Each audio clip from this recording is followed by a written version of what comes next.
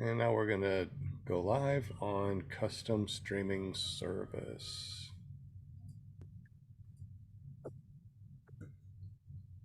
What an amazing day, I tell you. Man, I have so much fun doing this on Mondays. I have so much fun hanging out with you guys. I just can't imagine not doing this on a Monday. Okay, so it looks like we are live. I have so much fun doing this on Mondays. Uh-oh. I have so Somebody has their thing on. You gotta mute it. Everything muted, everything ready? All right, here we go. All right, welcome everybody. My name is Sean Simons, also known as PPG Grandpa. Man, we got a lot of people that are in the chat already. Run into this guy, Bonnie Franz, Jeremy, Geriatric PPG, John Wayne, Travis DuPont, Brian Franz, Plainfield PPG, Goldie Thiel. Did I say that right? I don't know. I don't have my glasses on. Will Fly, Jim from Care PPG, Lift Paramotor. Well, welcome everybody. This is such an amazing day. Matter of fact, this is going to be so good. We jumped on just a couple minutes early so we can get Andrew Fuller to tell us all about his companies. He's got 3 companies now. I mean, he is rocking and rolling, and they're all taking off. All right, real quick, Jim from Canada. He is our official sponsor from Care Printing and Publishing. You can find him at carepp.com. Thank you very much for joining us, Mr. Jim. We also got Will Fly from Will Fly PPG. He's going to be getting your names and putting on the spinning wheel of winning things because we got some really good stuff that we're going to be giving away.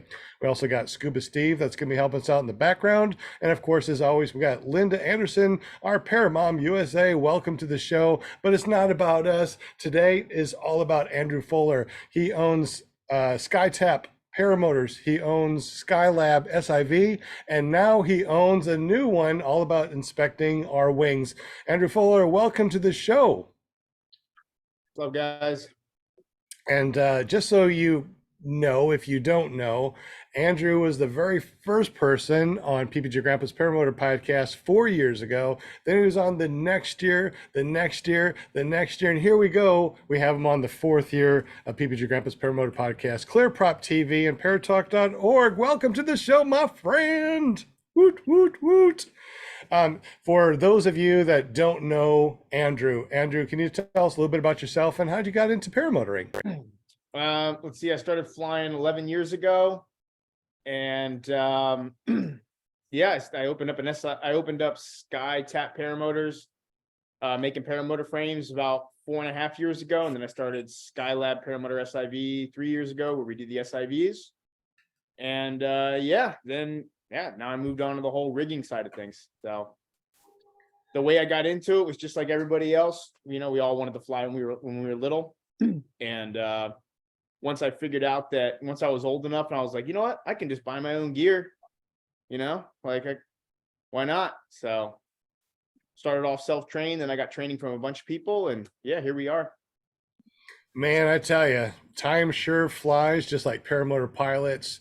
Now you started the SkyTap paramotors first, and you launched the SkyTap Angel, the Spartan, and you also have another one that's in the works. Is that correct? Yep, we have a third one.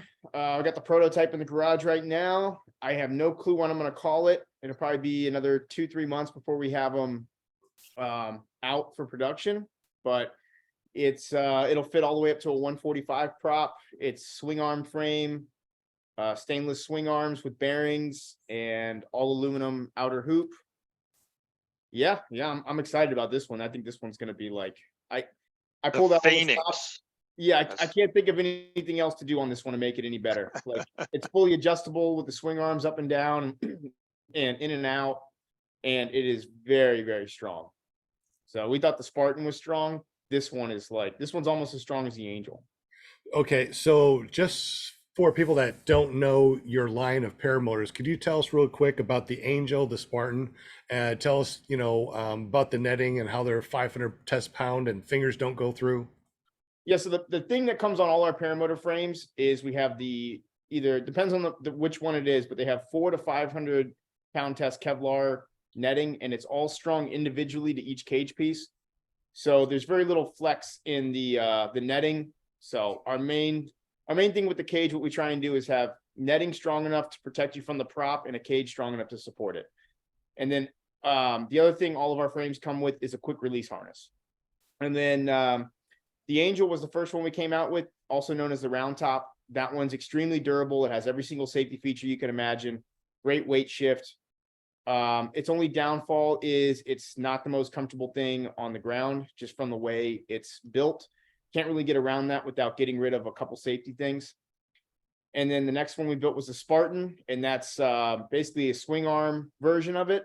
Single hoop, very, very strong. It's got the netting, got the quick release, and it has a couple other features on it, like it has ball bearings in the swing arms, which I think we're the only people to do that. And yeah, that one's extremely comfortable on the ground. And then our next one, the Paramotor with no name, is 155 centimeter cage, and it's almost as strong as the Angel.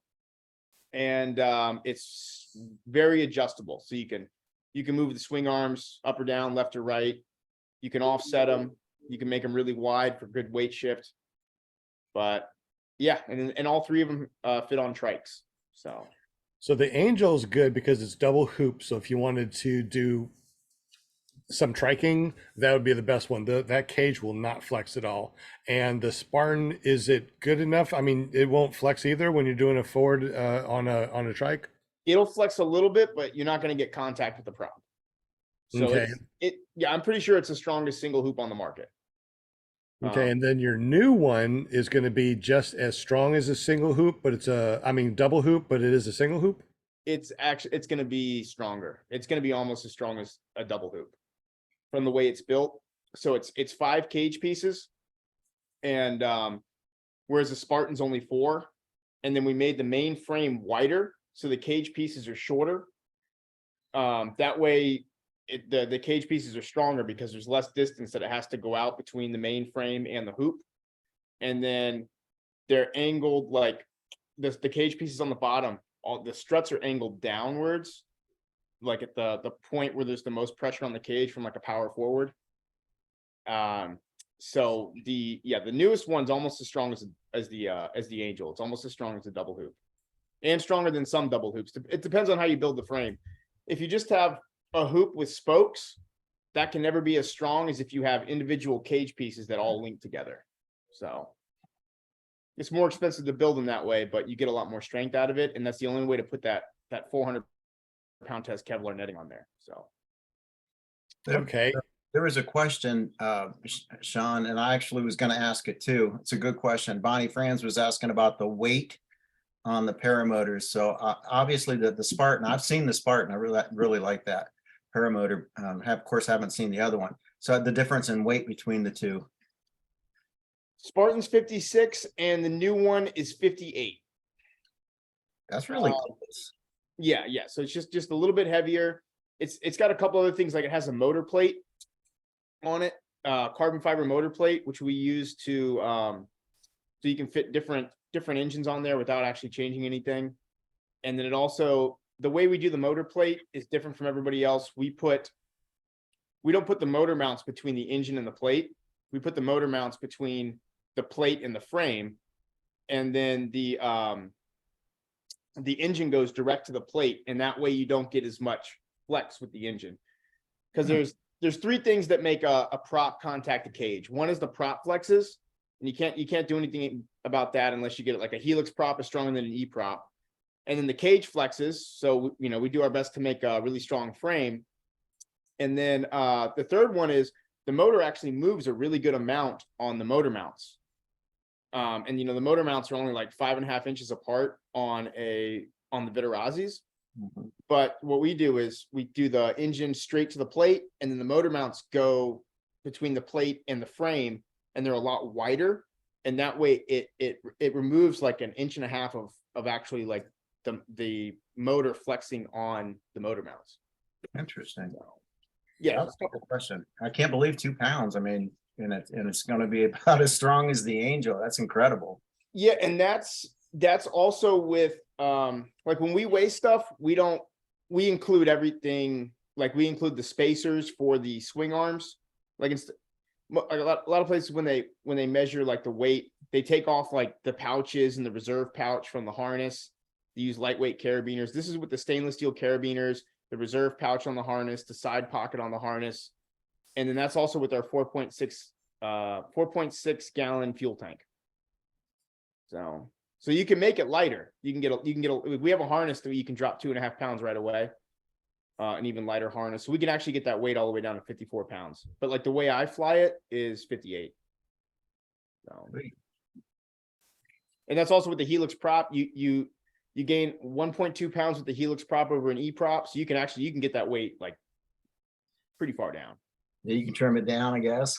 Yeah, you could really trim it down for the, for the numbers, but that's like when people call it, they end up getting the spacers, they end up getting the bigger fuel tank. So that's the way I advertise it, is pretty much the one you're going to get. So you also do SIV. So SIV stands for Simulated Incident in Flight. A lot of people have questions about, what is SIV? What do you do? Is it just for acro? Can you tell us a little bit about SIVs and what to expect if you do go to an SIV? Yeah, so it's not really built around acro, but you have to do an SIV and learn the stuff in an SIV to move on to acro. So usually what it is it's 3 phases of the course is set up in 3 phases. Phase 1 is your deflations, your frontals, your asymmetrics. And we do those are really safe. And that's kind of like to break the ice and get you used to your wing. And like a wing can have paperwork on it. It can have a certification, but until you see it and feel it on your own, you're not going to trust it as much. So we do that part. And then the second part is the negative stuff. So we do stalls, negative spins, and then we do like where you do a negative spin and you stall out of it. And that's where you're getting on like the more important stuff. And once we do the full stall, we'll teach you anything after that, because once you can full stall out of any mistake you make, or most mistakes that you'll make. And then the third part is the energy management. But once people hit the full stall, some people, they do the full stall and they're like, you know what, not too worried about the energy management stuff. I just want to master the full stall. So we get really into like trying to find deep stall and getting higher in tail slide and exiting slower and exiting smoother. But then the third part is your energy management, which is your spirals, your wing overs, your sats. So once you get through that course, we have a lot of guys that end up coming back and they don't take another SIV and go do the course again. They come back and they work on stuff that's more specific, like doing helicopters or doing sats, stuff like that. So we've had guys come out, they do one SIV with us and they come out for another class and they spend 3 days just doing stalls and trying to get the parachutal down. So what is the advantage of going to an SIV course after you become a paramotor pilot? Oh, you learn how to deal with just about any situation you're going to encounter. You learn how to recover your wing, how to fly with your wing half deflated, how to prevent the stalls, how to get out of a stall if you actually do it safely. You build the foundation to learn acro after that. So it's, yeah. So an SIV course is not to learn acro, it's to learn about your wing. And every time that you get a new wing, it would be kind of behoove you to go to an SIV course to see how that wing actually does in an SIV course. I went to your class and I had, I think the Roadster 3 for the first one. And then the next time I had a Gin Vantage. Next one, I forgot what I brought, but they all performed differently, even though they were still a 28-meter wing, all of them performed differently. So what do you think about that as far as going to an SIV course to see what your new wing could do or not do? Yeah, and it depends on your new wing, so if you go from like a beginner wing, like a beginner conventional wing, and then you go to like a reflex wing and it's a beginner reflex wing, you can come out and do the SIV on that. But if you start getting into like the hotter end, like pylon racing wings and stuff, you don't want to do an SIV on that. But what we can do is teach you other stuff on safer wings, and that will actually translate between wings. So like So yeah, some of them are too spicy, and Yeah. in certain configurations, if you're like full speed bar on like a really hot wing and you pull the deflation, it's probably going to be a reserve throw. So rather than just doing that, we work on like the finer stuff, like really dialing in stalls or really dialing in the energy management. So Okay. Looks like we got a lot of questions in the super chat, Will. Yeah, man. It's Bonnie Franz. She's coming up with some good questions. Another question for Andrew. How much does your SIV course cost? it's $1,200. We do 1 day of ground school, 3 days of towing, and we do up to 5 tows a day, and we do minimum 3 people in our course and maximum 4 people. So you get a lot of time, and you always get all your tows. So a lot of other actually every other SIV is minimum 8 students per boat. And when you get out there, there's too much time in between your flights, or you're rushed to get them in, and you're lucky if you get 3 tows a day. But if you cut that number in half, then everything eases up. You can spend more time with the instructor in between tows. And yeah. Okay, so it's a 4-day course, and the first day is all about ground handling. Mhm.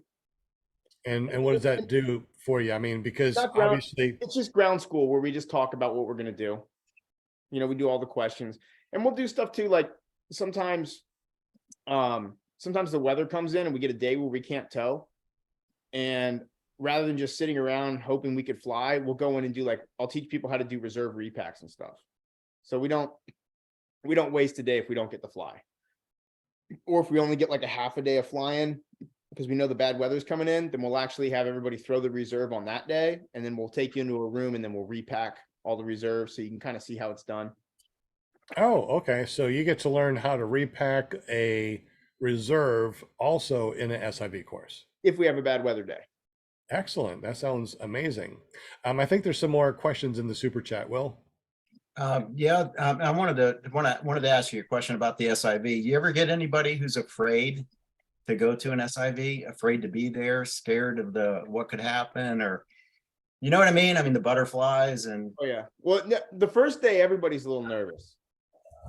Like it's just the way it is. Everyone's kind of like, man, I'm about to go out there and do some stuff. And first day everybody's nervous, and then they get through the first day, and then the second day they gain confidence, and the third day people are feeling sometimes too confident, because they just did all the stuff that they were terrified of, and they did it, and usually it's no problems.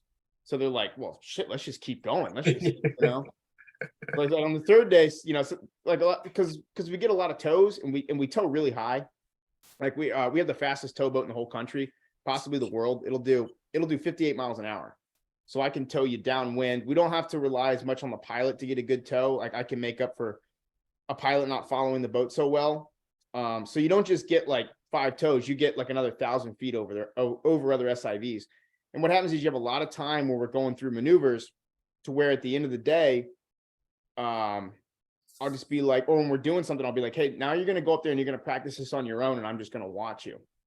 And sometimes people are like, yeah, man, everything's gone perfect so far, so I'm really going to rip it on this, and I have to be like, whoa, calm down. Let's not do that big yet. So that's the number one thing I've heard people say after coming back from an SIV is it really gave them confidence in their equipment or their skills.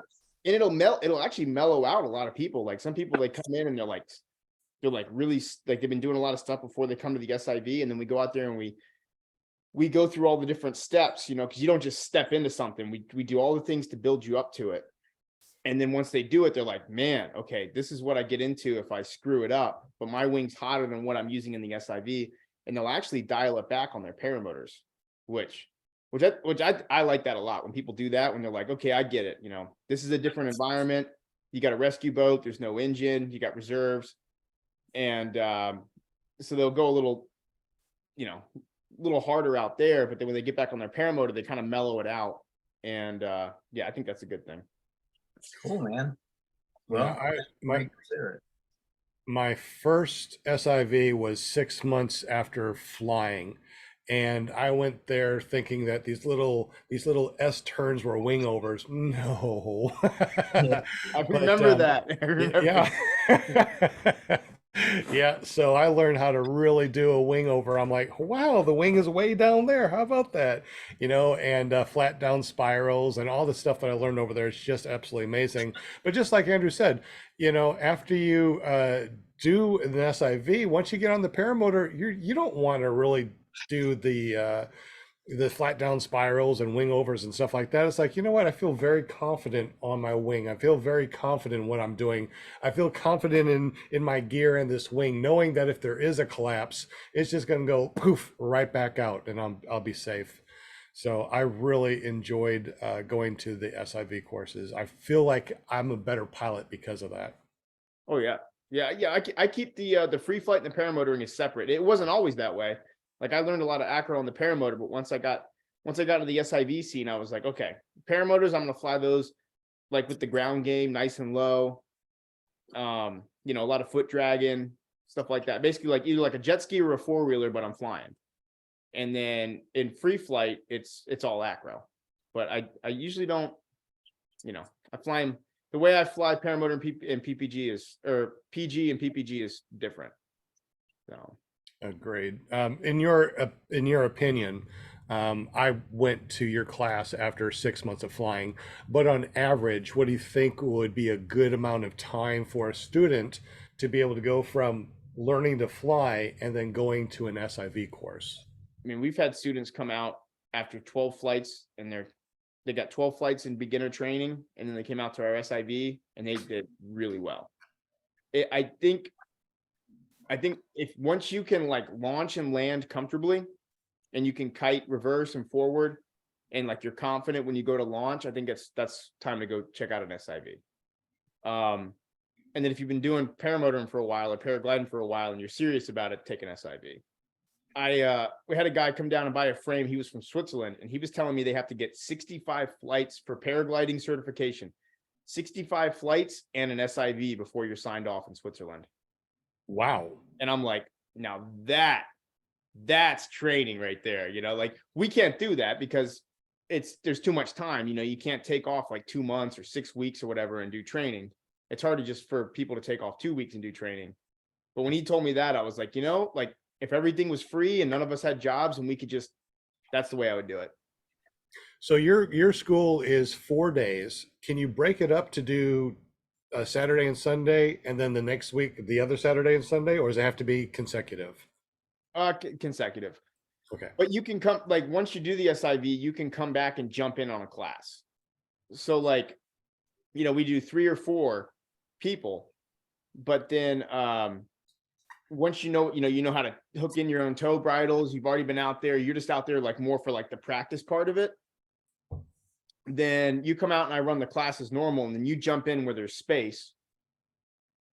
And yeah, you can come out for a day or 2 days. Oh, that's excellent. Yeah, that's where we'll fill like a 4th spot like that, or sometimes like the 5th spot. But like when they come back out, it's a little bit cheaper, but they're also like second in line behind the first time students. So okay, that's pretty excellent. So tonight you're going to be giving away something, and we're going to be giving away something. Did you want to talk about what you're going to be giving away right now? Repack. Okay, and what is that exactly? What are we talking about? Oh, you should get your reserve repacked every year. The more freshly it's repacked, the faster it opens. So yeah, whoever wins it, just ship me your thing and I'll hang it up. You know, you let all the wrinkles get out and then you pack her up nice and good and send her back. All you got to do is pay shipping. So let me ask you this. You just said that you should have it repacked every year.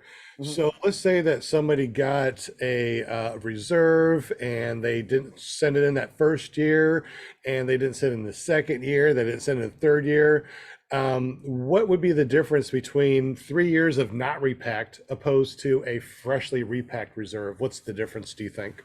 Well, especially if it's a factory pack, it'll take a long time to open. So like you'll throw it, it'll come out and it'll just be streamering behind you. And it takes a while for the wind to get in there. It's kind of like if you've had a certain laundry sitting in your drawer for like 3 years and you pull that shirt out and it's just crisp. The same thing happens with the reserve, where all the material is so pressed together and it fits so tight together that it's hard for the air to get in there and actually open it up. And especially when they pack them from the factories, they pack them so perfect that everything's lined up with no wrinkles and they can actually stick together pretty good. And then if you have high humidity or it gets rained on, then that really makes them stick together. And when you repack it, it kind of shakes everything up and makes sure the material's not sticking to itself, and it'll open a lot faster. Okay, so you're giving away a free repack today. Since we're talking about repacking, you started a new company. So you did paramotors, you do an SIV, and now you do something else. Tell us about your new company. I do glider inspections. Yeah, so I do the repacks, glider inspections, and glider lines. And yeah, another thing you should do every year, maybe not as necessary if you have a glider that's only a year old, but definitely like your second year, you want to get it inspected, see how much life is left on the canopy. So we test the porosity of the canopy, how well it holds air. We do ripstop test to see how strong the fabric is. We take lines off and break them and make sure that they're within spec. And then we go through and patch up all the holes, make sure all the stitching's good, do the symmetry on the risers. So just check the whole thing out and then replace anything that needs it. So. Well, that's really awesome. So if I needed a wing to be checked and I send it to you, I would ship it to you. Mhm. You would inspect it. You would sign off on it. But if it needed a line, you could redo the line Mhm. and patch holes. Anything else that you would be doing? Yeah, I mean, we check all the risers. Sometimes they fail line break tests. And then we'll, you have to pay extra for it, but we'll reline them for you. So put a whole new line set on there for free, or not for free, but put a whole new line set on there for you. And there's all kinds of stuff that you find on gliders. Things start coming unstitched in the risers.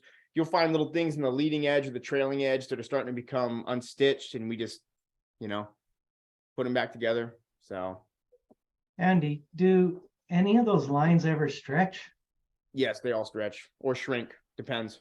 The A's usually stretch, especially on reflex wings, and the D's and C's shrink. Huh. And then yes, and I then some guess 'cause all companies, the pressures on the A's, all the. yeah, especially on the reflex wings. The reflex wings really get a lot of stretch.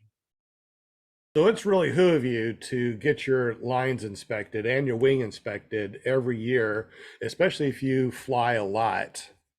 Yeah, I definitely like.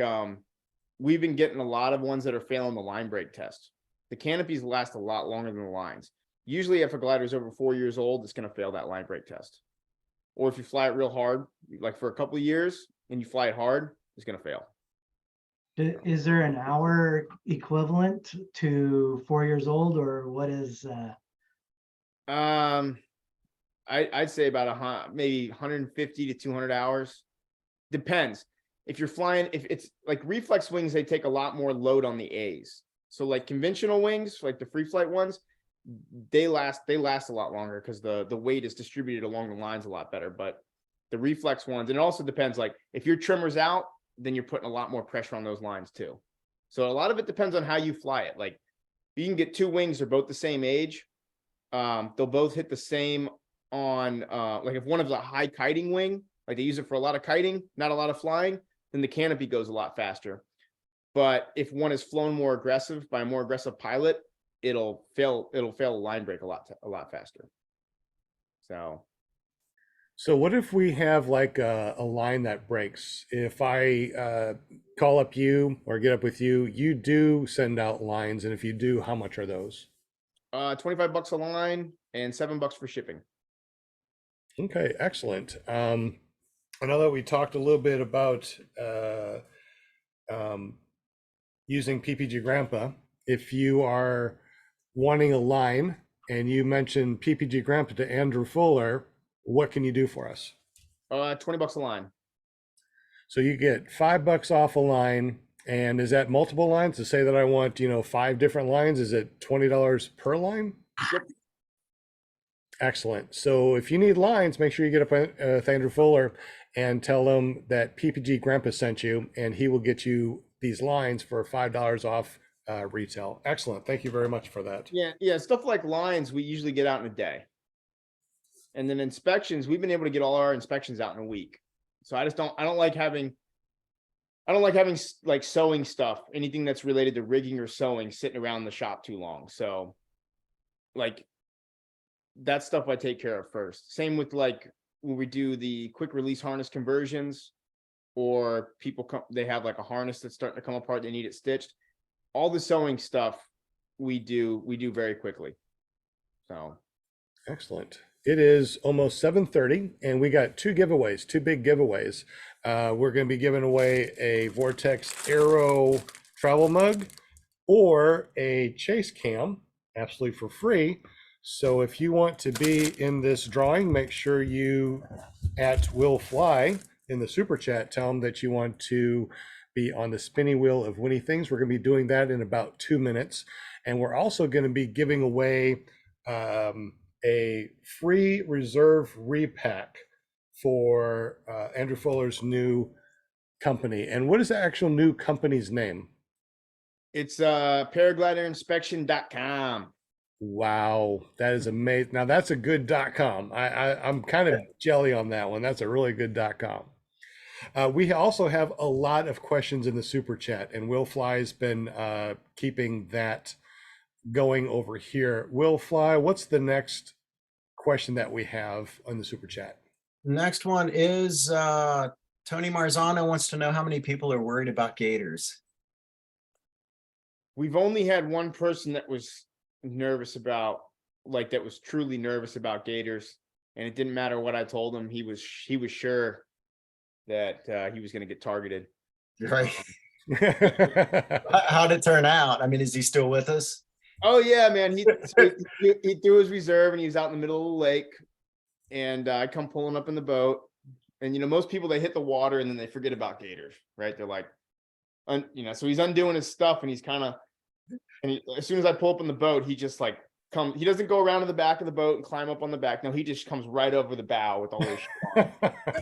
Yeah, I was gonna say, man, you could like point behind him and say, "Holy," you know, like something's coming up. When we first started the SIVs, I purchased one of those gator remote control gator heads. Oh yeah, But it came in from China and it didn't work. It didn't work worth a damn. darn it. And yeah, so I'm gonna have to get me a good one to like come up and drop it in there and sneak up on them. But Yeah, that's awesome. Jim, did you want to? Yeah, sure. I was just thinking though, I've been thinking about your SIV and going in with the gators, and I go water skiing up here, and even the northern pike, it's always in my mind. One of these things is gonna come and bite my hand or my foot. I don't, but I'm gonna I'm gonna go in with the gators for sure. I'm looking forward to it. yeah, Tony's got another question though. He's wondering what kind of warranty comes with the SkyTap paramotors. I mean, if it's a manufacturer defect, then we warranty it. But you know, it's a year on the Vitarazi on the motors. But if it's something that comes apart because like it was manufacturer defect, then we just warranty it. So Sounds good. There's JP sent us a video and I just watched it. I'd like to share it. Okay, That's cool with you. sure. If JP sent it to you, hopefully it's a good one. Yeah, no, I haven't watched it. I'm just gonna go live with it. We'll see. Let's see. Actually, that's the wrong one, isn't it? I don't know. Ah, is it too small or can you see it? I don't know. It just says log in, related videos. Let me try it again. Okay. It was actually pretty cool. Let's see that. Now, can you see it? Yeah. Okay. Okay.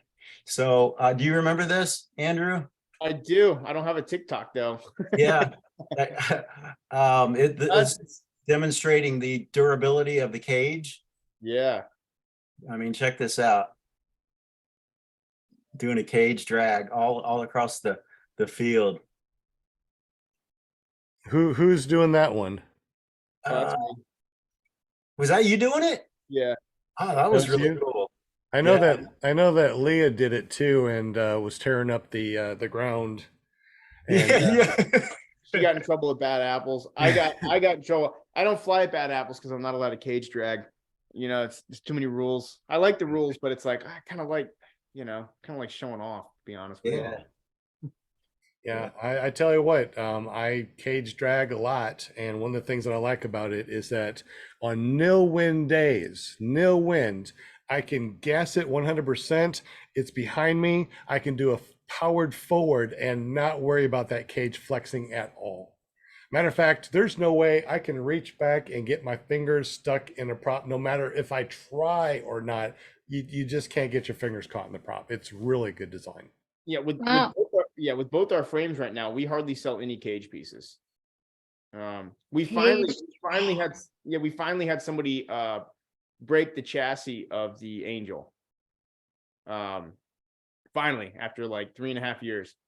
What he did was he came in to do a wingtip drag, and he hit the wing so hard that it took like a 40% deflation, and then he rotated like his cage, he's like this. He actually rotated around backwards and caught. So he was doing a turn to the right, but he rotated and he caught the left back of the cage on the ground and ripped it forward and then tumbled. And he actually managed to break the whole thing. It was pretty impressive. Yikes. Well, at least I learned a new lingo tonight. What's You that? guys taught me. The cage drag. I've never Cage- heard of that. Yeah. Well, that's Now I because could be like, yeah. that's damn it. because Have you ever can't cage drag you before? can't do that on anything else other than an Angel, You do that on anything else and you're going to be tearing up your paramotor. Oh, so you can only do it on a certain, you're like, Linda, don't get any ideas. No, You no, no, only no, do no. it on the Angel. Right. All right. Okay. It is 7:35, so before we continue that, let's go ahead and spin the spinny wheel real quick. This is for either a Vortex Aero travel mug or a chase cam. You just let us know what you would like in the super chat. We'll fly whenever you're ready, my friend. Bet. Hope I got everyone. And you guys need to be here for the free reserve pack. This one, if you just get up with me, you'll have it. No big deal. But that free reserve pack, you must be present to win. Whenever you're ready, sir, spin the wheel. All right, I got one more in there. So I'm gonna shuffle. And we Right. can. Good luck, everybody. Good luck. Good luck. Good Who's luck, gonna win? Gathers. I think it's gonna be Plainfield PPG. Really? Let's see. David Ruff probably. David Wolf. I don't know. They're probably going to be battling it out. I think. Let's see. Is Plainfield PPG, is that in Indiana? I don't know. Plainfield, are you in Indiana? Uh-oh. Oh. You can kind of Gold. like the Goldie. motor. Lift. Lift paramotor. No way. Yeah, congratulations, All Austin. right. All right, buddy. Hey, Congratulations. you got my number, so just text me and let me know if you want the Vortex Aero travel mug or a 3D printed chase cam. All right, we got a bunch of questions left. Will, what's the next question? I got a question. No, Scuba has a question. Scuba, go for it. Well, I asked this question to David Ruff, and since he's in chat and I got all you guys here, I can get everybody's opinion. How long do you think you can store gas or mix gas before it goes bad? What's the safe range before you should get rid of that gas and get new gas? Well, don't get rid of it because you can always put it in your generator or weed eater or something like that. Right. But some of the oil does tend to separate. Even if you shake it back up, it'll still be separated and could cause your motor to run kind of hot. Andy, what do you have for that? I would say after 5 weeks, definitely do it. That being said, I've waited 4 months and gone right out there and flown, and My gas is from last September. Get rid of it. I'm just saying, that's how old my gas is right now. So I'm like, yeah, I probably need to change that gas. Well, I do the same thing on my boat. If we go a month without doing an SIV, then I take all the gas and I put it into my truck. Yeah, Yeah. that's what I do with my paramotor fuel, put it in my vehicle Mhm. and then go fill up the jerry can again. Wait a minute. Do you keep your gas separate and then oil? Because what I do is I get the non-ethanol, put it in a 5 gallon, and only when I'm ready to go out and fly do I mix my gas and Oh. oil. I have had gas, non-ethanol gas, in a tank for a long time without any issues, remixing it later on. But once it's mixed, the countdown timer is probably a month, I would say, would be safe. Andrew, like Andrew said, could be 5 weeks. It could be four, you could go out there in a couple months. It just really is one of those things. Do you want to chance your engine to get warm, Jim, and possibly burn a hole in it? Is that why you? Right, Is that that's why what you're I'm getting worried holes in your about. piston? Is that why you're getting holes in your piston, Jim? Are you using old gas? I got holy pistons. Holy moly. You got How about you, Will? How about you, Will? How long do you let yours sit around for? I never let my gas sit around. It never has a chance to get old. So, I mean, I mix 5 gallons at a time and I use it, on a regular basis.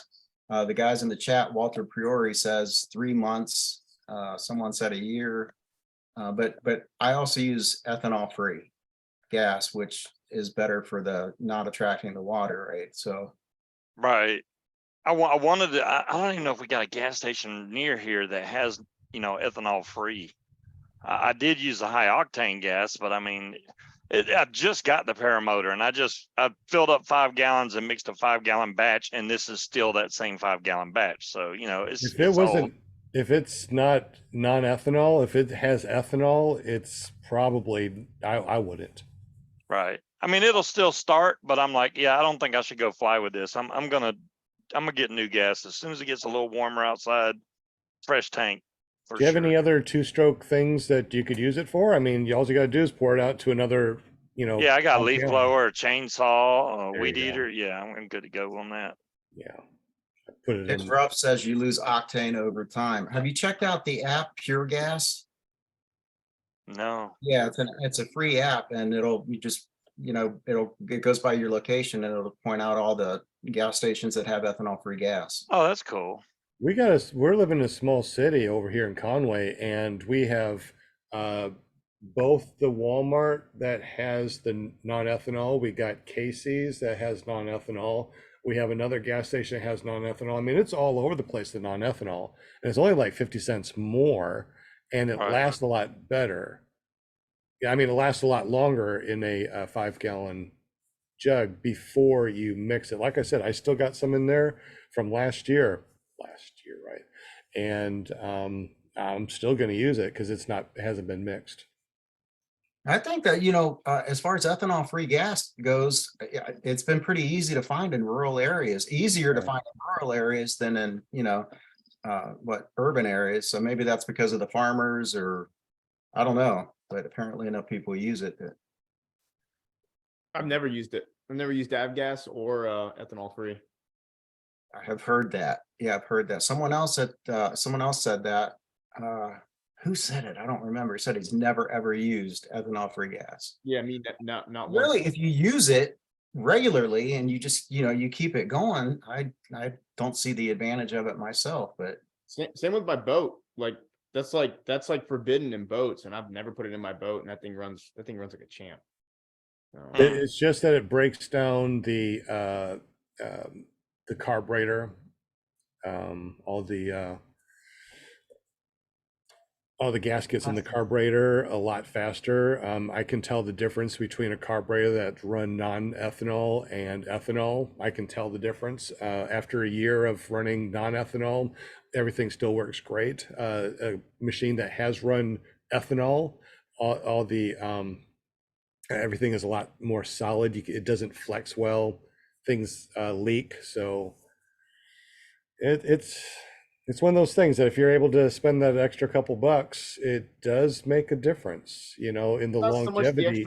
yeah, for me, it's not the extra couple bucks; it's the extra couple miles to drive. Mm. That's For the boat, it's about the money. For the paramotor, it's about driving to where you fill up your boat to get the, I'm like, no, driving that far. Gotcha. But, That's and I've interesting. been getting away with it for like a decade, so it's Yeah. Good question. Anybody in the super chat, let us know if you use ethanol or non-ethanol. Do you use avgas? What is your favorite? And have you had any issues with the non-ethanol? All right, Will Fly, what's our next question for him? Jim, I think you got this one, don't you? The next question. Has anyone used the reflex glider at your SIV course, like the Spider or some B-rated wing? yeah, so the reflex wings will let you use those for like the first phase, which is asymmetrics and frontals and stuff. But then once we get onto the negative maneuvers, we go to conventional wings. And then if they're doing sats and stuff or wing overs, we learn all that stuff on our wings. And then once we know you're not going to spin it or go negative, you can go back to your reflex wing. So, What exactly does it mean to go negative? stalls, negative spins. Oh. So like if you do a wing over wrong, like you wait too late and you pull like real late and hard, instead of keeping the load up, the wing will actually like go into like a stall.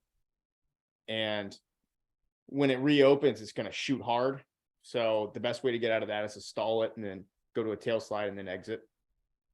Or if you're doing a sat, if you pull too hard and pull too early, if you don't pull hard enough or you pull too late, it just does a flat down spiral instead of a sat. But if you pull too hard and you pull too early, it does like a one rotation heli, call it like a coconut spin. And it goes up over your head and spins, and then it stops, and then it's going to shoot one of the directions real hard. And if it's a reflex wing, it's going to shoot real hard. But you stall it to keep it from shooting. And then or by that time, a lot of people have that stuff figured out, and it'll go over their head, it'll spin. And they're able to recognize that it's not going to shoot, like they're ready for the surge, and they'll actually just catch the surge instead of stalling out. But that's an on the fly decision right there. Okay. Like going negative, like you ever see those crash videos when the guy's taking off and like the wing's over here, and then it goes slower and slower and slower, and then all of a sudden the wing goes. That's because the wing went negative. That's a negative spin. So now you can't stall out of it when you're 30 feet off the ground, but we do stuff to help you recognize when the negative spin is. So one of the things we do after you do full stalls is we'll have you, and what causes that on takeoff is the prop is torquing to the right. They're trying to weight shift to the left, but they have their butt on the wrong side of the seat. So they're actually weight shifted to the right. So they're trying to compensate the prop torque and their weight shift with left brake, and they slow the glider down to where it's not moving fast enough, and then that's when it goes negative. So the way we simulate that in the SIV after you do stalls is we have you weight shift really hard to one direction and then pull opposite brake, and it'll go slower, slower, slower. And then the wing, when you're doing a spiral, the wing is flying like this. When it goes negative, it'll go like this. So it turns to forward motion and it goes like this.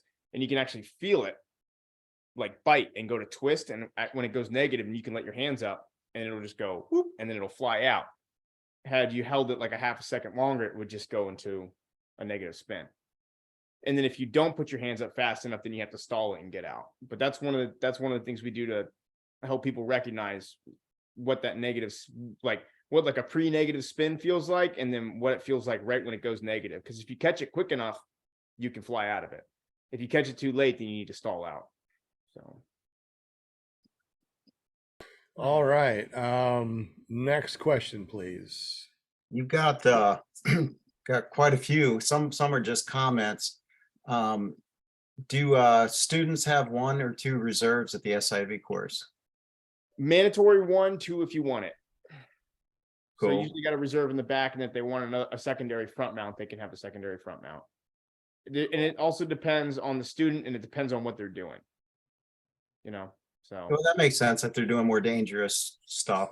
Yeah, that makes perfect sense. David Ruff made a comment. He said, man, those 5,000 or those 5K tows were amazing, and how confident I felt after the class in thermals. bar none, A+. So cool.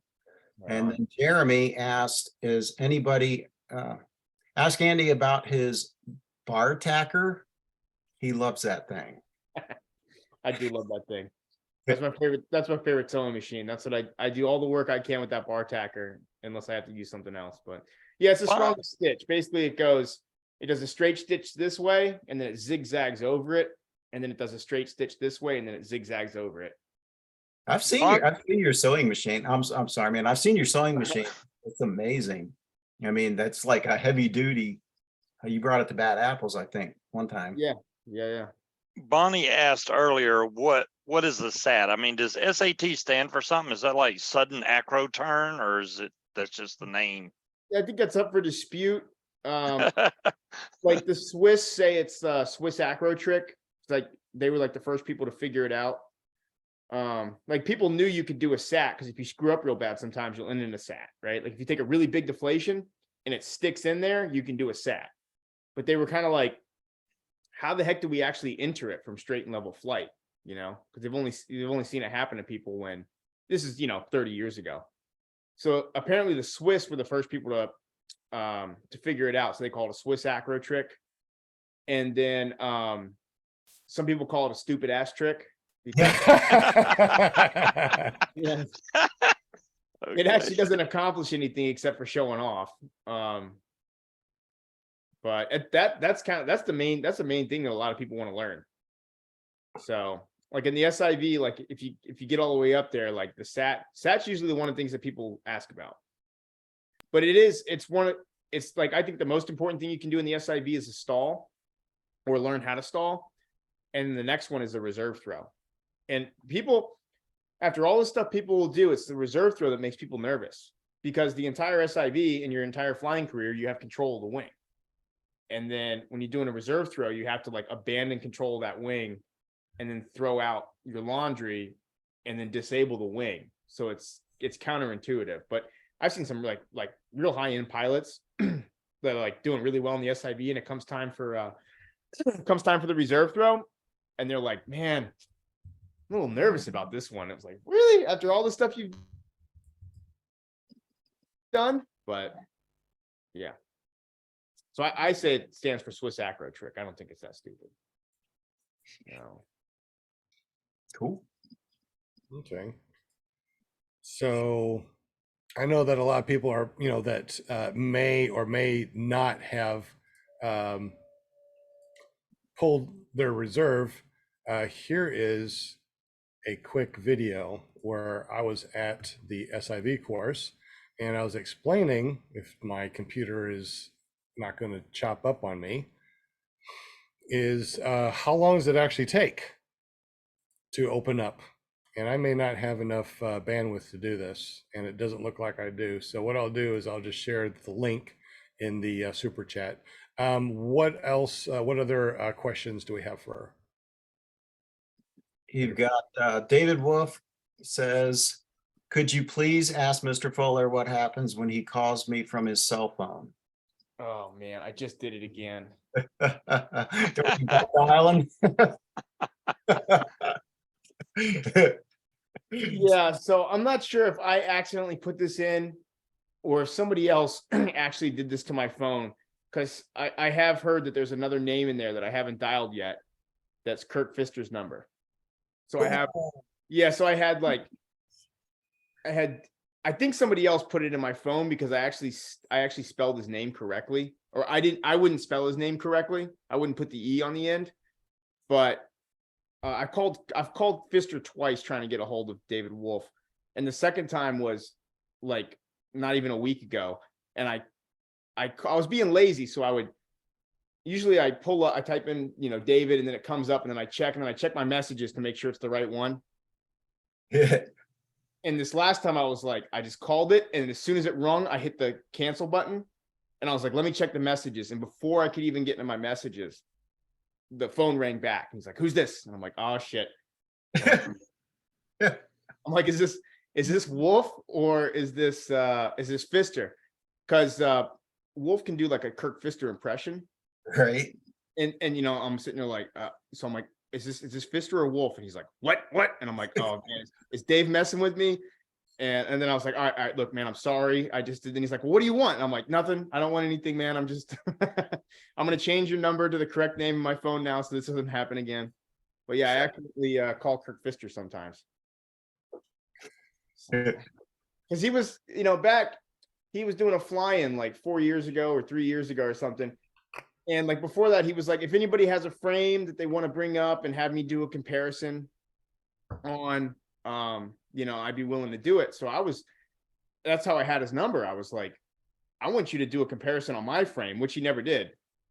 And I even like the one I was going to bring up there, like he doesn't like clutches. So I had one that didn't have a clutch. So I was kind of like, I think I got, it's lighter than what he's got. So I'm like, I think I got all my bases covered here. I really want to see him try and pick this thing apart. And as soon as he found out what I was up to, he was all about me coming to the fly-in. But as soon as I was like, I want you to do a review of my frame, then he just ghosted me. So but I still talk to him once a year when I try and call Wolf, but not anymore. I changed the number. Oh, That's man. hilarious. More questions, I assume. Yeah, Will? Mary, any other questions? Yeah, Plainfield PPG was wondering where is your SIV class held? It's in Lake Kissimmee and Tiger Lake, which is about 20 minutes outside of Lake Wales. How big is Tiger Lake? Tiger Lake isn't that big. I think it's a mile across and 2.5 miles long. And then Lake Kissimmee is like, I don't know, 20 miles across or something, 10 miles across. It's huge. We've only used like 10% of the lake on Lake Kissimmee. So there's no excuse not to get a high as hell tail. Because if they're not high, you just keep going, just keep driving, just keep going further out. You don't run out of room. Nope, not on that lake. And the good thing about our boat being so fast is on the smaller lake, we can, like, the key is what's hard to do is to come and tow back downwind. So like a lot of boats, they can only go into the wind and they have to zigzag or run like an L-shaped pattern. And ours, if it's blowing under like 8 or 10 miles an hour, I can actually go out and then come all the way back in, and you get a really high tow, and then everything's like positioned perfectly. And I'm rewinding the line like maybe 100 yards from where the next student's lining up. So Yeah, and a lot of people that don't fly very high, your first tow is probably going to go up to a mile, about 5,000 freaking feet, which is a lot higher than most paramotor people actually go fly. And when I went there the first time, I never really went more than 2,500 feet. So when I went out there for my first SIV, I doubled my height, and looking down was like, wow, I'm so high. yeah, and we get you there real fast too. It's like 8 minutes to get you all the way up. So it's climbing out way faster than your paramotor will do. But 8 guys, minutes? oh yeah, 8.5 minutes. Because I went to 5,000 on the hang glider, but it was being towed up, and it took a while to get up to 5,000 feet. Oh, That's yeah. crazy. Yeah, I kind of pride myself in like my towing. Like every tow, I'm like, come on. It's like a personal thing. I don't know, you ever seen that movie like Ford versus Ferrari, where the guy's chasing the perfect lap? Like that's what I think of. Like I'll come around on like the last turn, I'm coming in, and I've got like just enough line left to make it to the edge of the lake. And if I pull in and like the red line just starts coming out, I'm sitting there, I'm like, you know what? That was the perfect lap right there. Did it again. Well, you guys were asking earlier about people being scared. There's two people that really stuck out for me. One guy was like, I thought he was joking. He was like, I just want to do big ears. And I'm like, yeah, okay. I'm going to tell you everything, but we'll do that first. First tow, he went up, he did big ears, he landed. Everybody else went. We got back to him. I'm like, all right, man, suit up. And he was like, nope. That was all I wanted, man. I was dead serious. Big ears. That was all I wanted to do. That was it? That was it. That was all he did. And the second one was, I was towing this guy up and he just pinned off. Or no, he was getting towed up by the tow tech and he pinned off at like 500 feet. I'm like, okay, like maybe the weak link broke or something. He landed. we're like, are you all right? You gotta go a little higher. And he's like, can I go up to like 1,000 feet maybe and then do stuff? And I was like, no. We stopped moves at 1,000 feet. So we get him up like around 900 feet and he pinned off again. And so I figured out like when he was under tow, if I talk to him on the radio, like, hey man, everything's good.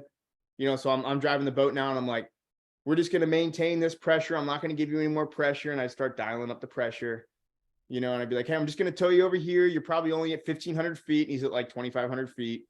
And like round this. But if I talk to him throughout the tow, he was fine. Like if I took like 25 seconds off from talking with him, he'd pin off. What does that mean, pen? Can you explain, like people like me, okay, so the pen off, what does that mean? And also the big, what did you say, the wing, Oh yeah, big ears is when you what just they mean? you just flap in both wingtips. It's Like real go stable. down. Yeah, you you're go- flying and you just pull them in, and Oh. nothing happens, and then you let them go and they come out. It's as mellow as it gets. What's the pin thing? Pin means? off when you release. So the Oh, pilot- he kept releasing on oh his yeah, own. he would release either at 500 feet or unless I stopped talking to him. Gosh, yeah. So No wonder you he had a really good SIV though. Like he had a real good SIV, but it took like we had to figure out how we were gonna, because actually the first day on that SIV, the weather wasn't that good. Like the wind was blowing really strong up high. So what we did was we just had each student do 2 reserve throws because the wind was mellow at like under 1,000 feet, but over 1,000 feet it was blowing strong. So we did that the first day. And then and we had figured out that he didn't like being very high. And then so the second and third day we talked with him. We were able to get him up nice and high. I didn't pull him up as high as everybody else. But it was high enough to get everything done. 3,000 foot tow is normal normal for SIVs. We usually do 4 and above, 4,000 feet and above. Okay, thank you. Yeah, I was just wondering about that. So, Yeah, just the release. The pilot can release whenever he wants. oh, We recommend hanging on till the top because altitude's the name of the game. But because basically when you're pulling the boat and all that, you're the boss, not them when they're up in the air, because you gotta be concerned for their safety and everything too, right? Because some you get up there and they're brave, or they're trying to be really brave or whatever, and then you're like, nope, no, not yet, or you know what I yeah, mean? if they don't want to do something, they just do a big ear. So Oh, okay, you have big ears, and then you have one big ear, which means no, or hold on, or something's oh, up. okay. Yeah. Interesting. Sometimes people get tired. Sometimes they do it once and they're like, yeah, I'm good. Let's move on. Sometimes they don't hear me, so they do a big ear. Okay, interesting. Okay. Hey, Mad Sloper was wondering, can you do dolphining, beeline stalls, and asymmetric spirals is there a preset curriculum for Andy's course? There's a couple, once you hit the stall, it's whatever you want to do. So the dolphining we call porpoising. And yeah, we'll do that one. And we'll also, like, once you get past the stall, we'll do this thing called the whip stall, which is when you pull on the brakes and then you let the glider, then you go hands up and the glider surges. And then when you swing back underneath it, when it goes to shoot forward again, you pull brakes, and make it go a little deeper. And then you go hands up. And the idea is to go so far back that when it surges forward, it actually frontals, and it's a real frontal. So you said you got 3 stages to your course, right? Or is there 4? There's 3. So on the 3rd stage, does that require a reserve throw? That the reserve throw comes whenever that's convenient. Whenever it's convenient. I was just wondering, did you do the reserve throw before you move on to like acro stuff and all that? No, we do the reserve throw, like, if it's not that good weather on the first day, we do the reserve throw. Let's say you come out of, let's say you get tangled up in something and then you come out and you're flying all good, but you're not going to make it back towards shore. Then rather than you just fly into the water, we say, hey, we're doing the reserve throw now. you know? Ah, Like I got you. I got you. yes, Cool. and then if you get through the course and the water's not too cold, or you're from up north and the water is cold, if you get all the way through it and you haven't thrown it yet, then you throw it like usually last tow. But sometimes we like to get that in. If people are like sometimes, and we don't have everybody do reserve throws at the same time. Like sometimes people do 3 tows and they're like, man, I'm a little tired. I don't want to do the 4th tow. I don't want to do the 5th tow. So I'll be like, hey, why don't I just tow you up to like 800 feet?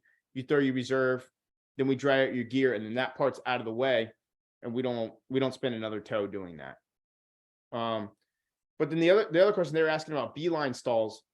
We do beeline stalls and we do horseshoe, which is when you grab the you have your 3 A lines. If you grab the innermost, both innermost with one hand, and you actually climb up it, and the whole wing folds in on itself like this, and then it's a real smooth altitude descent technique. We do those 2. I don't recommend those as altitude descent techniques because it's not that good on the glider. But the reason we do those is to prepare for the stall. So your deflations, like your frontals and your asymmetrics, is one feeling. And if you get nervous and you pull the deflation, you let up on the deflation, nothing happens.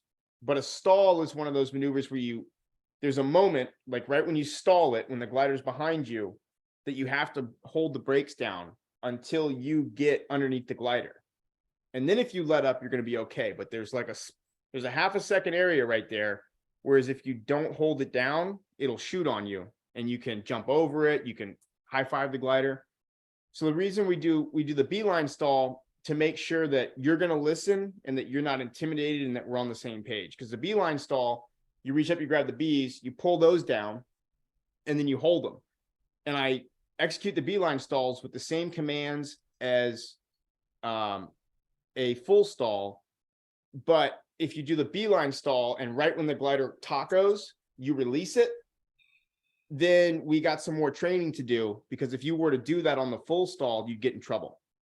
But if you pull the beeline stall and you hold it, and then you just hold it there while I'm telling you to hold it, and then when I say release, you release, then you trust me, I trust you, we can move on to the full stall. So it's not one of the things we teach for like an altitude descent technique. We teach it as like, there's no way to bridge from the asymmetrics and frontals to the negative maneuvers. In a perfect world, like if fear didn't exist, the first thing I would do in an SIV is tow you up. And if the gear dried instantly, the first thing I would do is tow you up and have you throw a reserve. Then the gear magically dries. And the next thing I would do is teach you how to full stall. And then we would do the rest of the course the way it was kind of laid out. But the full stall is too intimidating. So you have to do the first phase to make sure everybody's on the same page and make sure all the commands are working. And then even that's not enough. Then we do like the beeline and the horseshoe on one toe just to kind of prep you for it and make sure that everything's lining up. So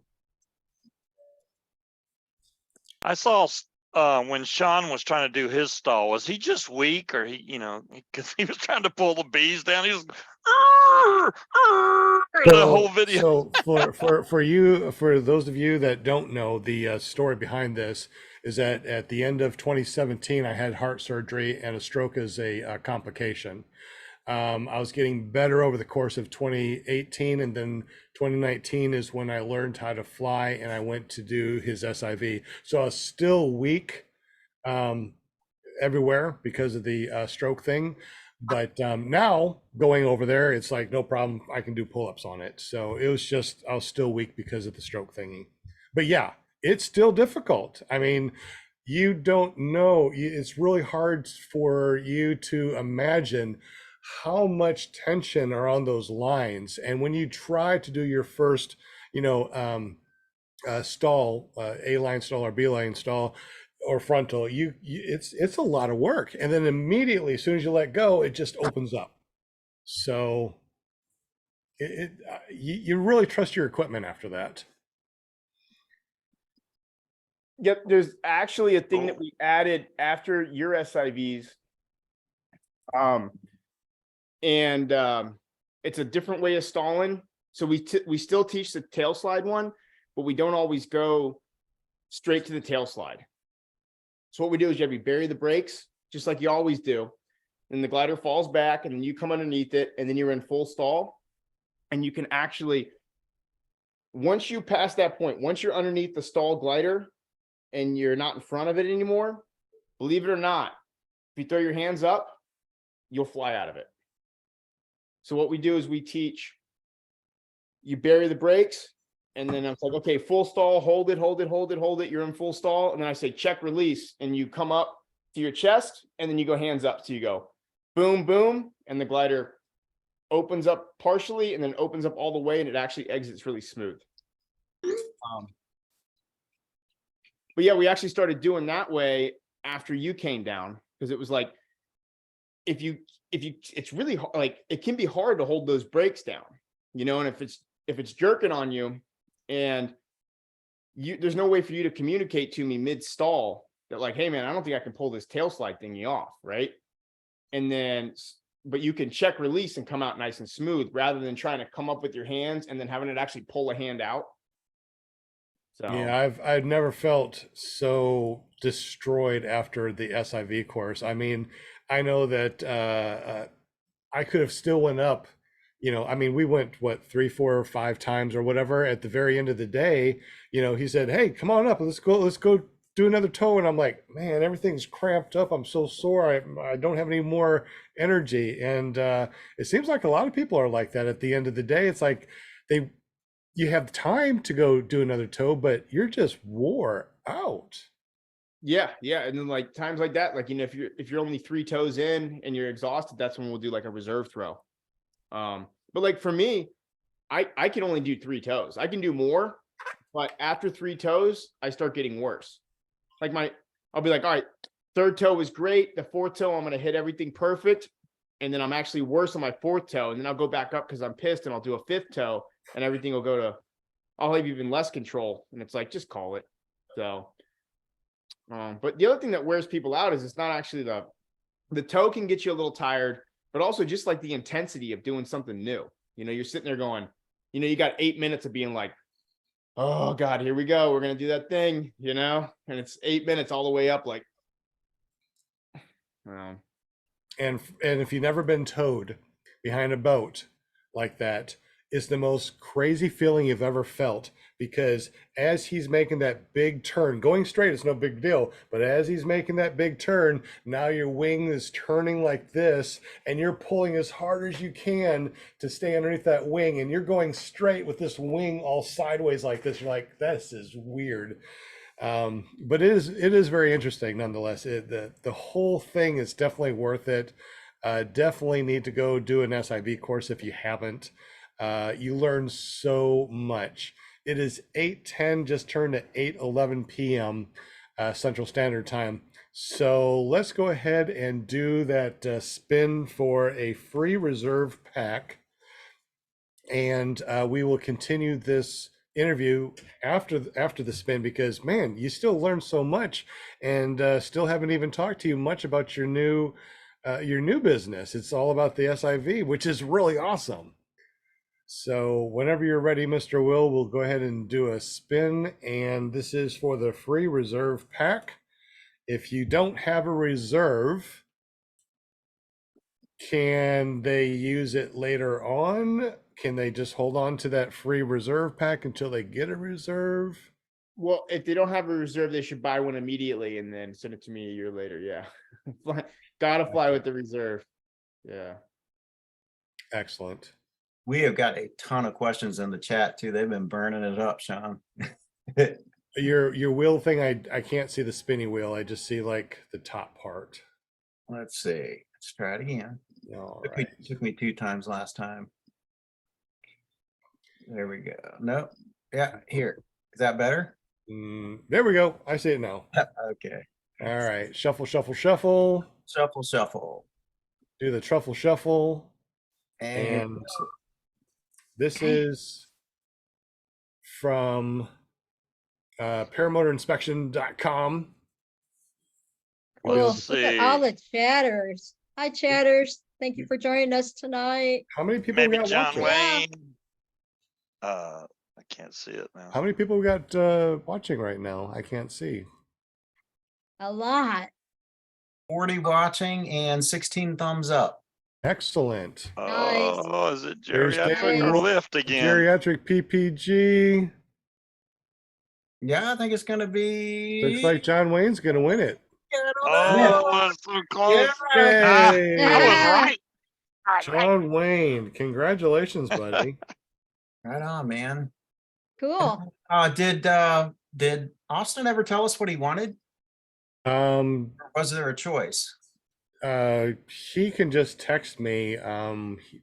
We chat on the phone a lot, so just text me and let me know what you want. It's no big deal. Hey, since you got all the names up there, can you say hi to everybody that's on Hi, on the everybody. list? Hi, everybody. Hi. Yep, Well, I we know got- John Wayne has a reserve too, because you can see it in his videos. He's got a reserve in front, so it went to a good person. Absolutely, good deal. Hey, did Plainfield PPG ever say if he's in Indiana? Oh, yeah, Plainfield PPG. I'm sorry if you. Yeah, if he's in Indiana, I got somebody for him. Cool. Cool. So to our chatters, we got James in the house, Greg Laney, and hold on a second. David Couch, David Wolf, Geriatric PPG, Lift Paramotor, Stephen Goodpaster, Flying Flamingo Jade, Never Trust a Skinny Chef Shane, Walter Priori, Boss Walter, Bonnie Franz is in the house, David Ruff, Brian Franz, John Wayne, Tony Marzano, Jeremy, Matt Sloper, Charlie Wash, Travis DuPont. Hi, Charlie. PPG. I think I got Jeremy in there twice, maybe. I think I do. Maybe not. Yeah, no, I do. A-Lines, what's up? JP Tulo, what's going on, man? Joel, Adele, Angela Preslick, Deweese Milstead, and Goldie Teal. Deweese. Much love. Oh, I see somebody without glasses. I know what that means. Uh-huh. That means I need to put on my glasses. All right. Hey, Andrew, Gotta do the thumbnail, everybody. Pay attention. Never Trust a Skinny Chef Shane wants to know if you're going to that new fly-in this year. Ooh. One.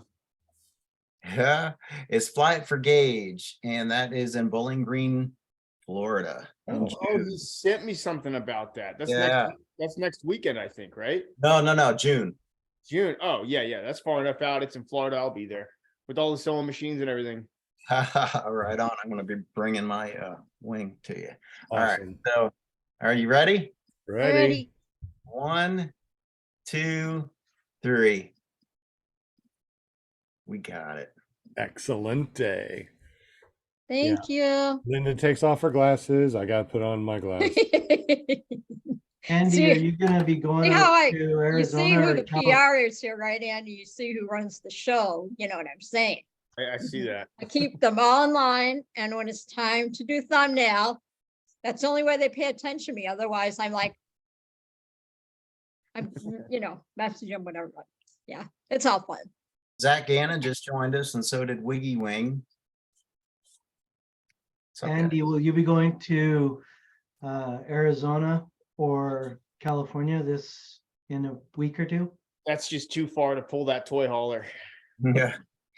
I keep saying next year, and I'm like, okay, I don't have to do it again next year. I really want to go to that Arizona flying circus, though. I've heard only good things about that. Where's the best place to buy a reserve? And should you mount it in the front, or is the side more preferable? So I like them in the side because I use the quick release harness. Oh, okay, gotcha. And I've never thrown a reserve in combat, but I have quick released out twice. The front is significantly easier to find. Yeah, that's what I was looking at. I mean, I've just heard the horror stories of people's reserves accidentally going off while they're flying. That would be bad, right? Yeah, you got to check your pins. Yeah. Like the free flight guys, before they launch, part of their pre-flight inspection that paramotor guys don't do is they actually look and make sure that their pins or like their weed whacker line is through Right. those holes and everything. Because an accidental deployment can break your back. Like Ouch. because if it accidentally deploys, it's going to do it when you're right after you take off, usually.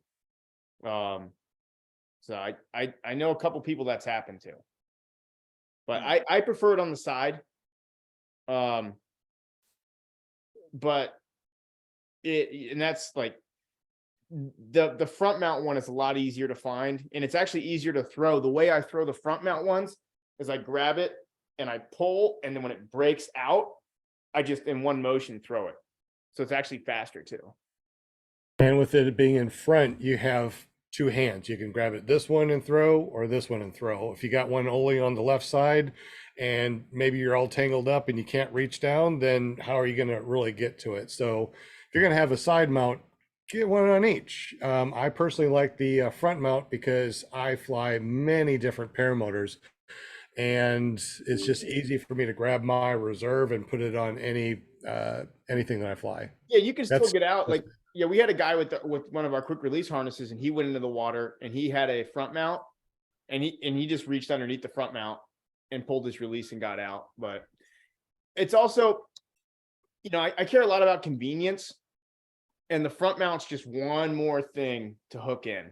Like I really like the just get in my paramotor and go thing. So especially with the quick release, I can get in really quickly. It's just as fast in as it is out. So I really like that, like pop, pop, pop, pop, start the motor, get up and launch it. I almost try and launch fast just because I think it's so cool that we can launch so fast. Well, you also been flying for an awful long time too, so you know how to do that.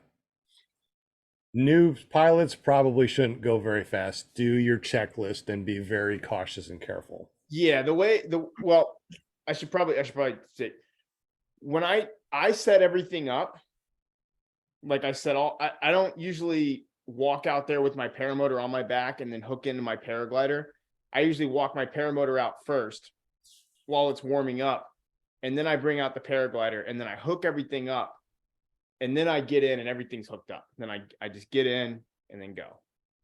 I do too, and it's really awesome to have a machine that does it in the SkyTap Angel. That's one that you can pull out there on its skids, clip it all in and stuff, look around, and when you are ready, then you sit down, clip in, and then you stand up and go. Matter of fact, I've done a lot of videos to show that I don't have the weight of a paramotor on my back, but for a maximum of 60 seconds. Once I lay out my wing, I clip into the paramotor, then I sit down in the paramotor, lean forward, start it up, make sure I get on my checklist, stand up, ready to go. I take off, and it's on my shoulders less than 60 seconds.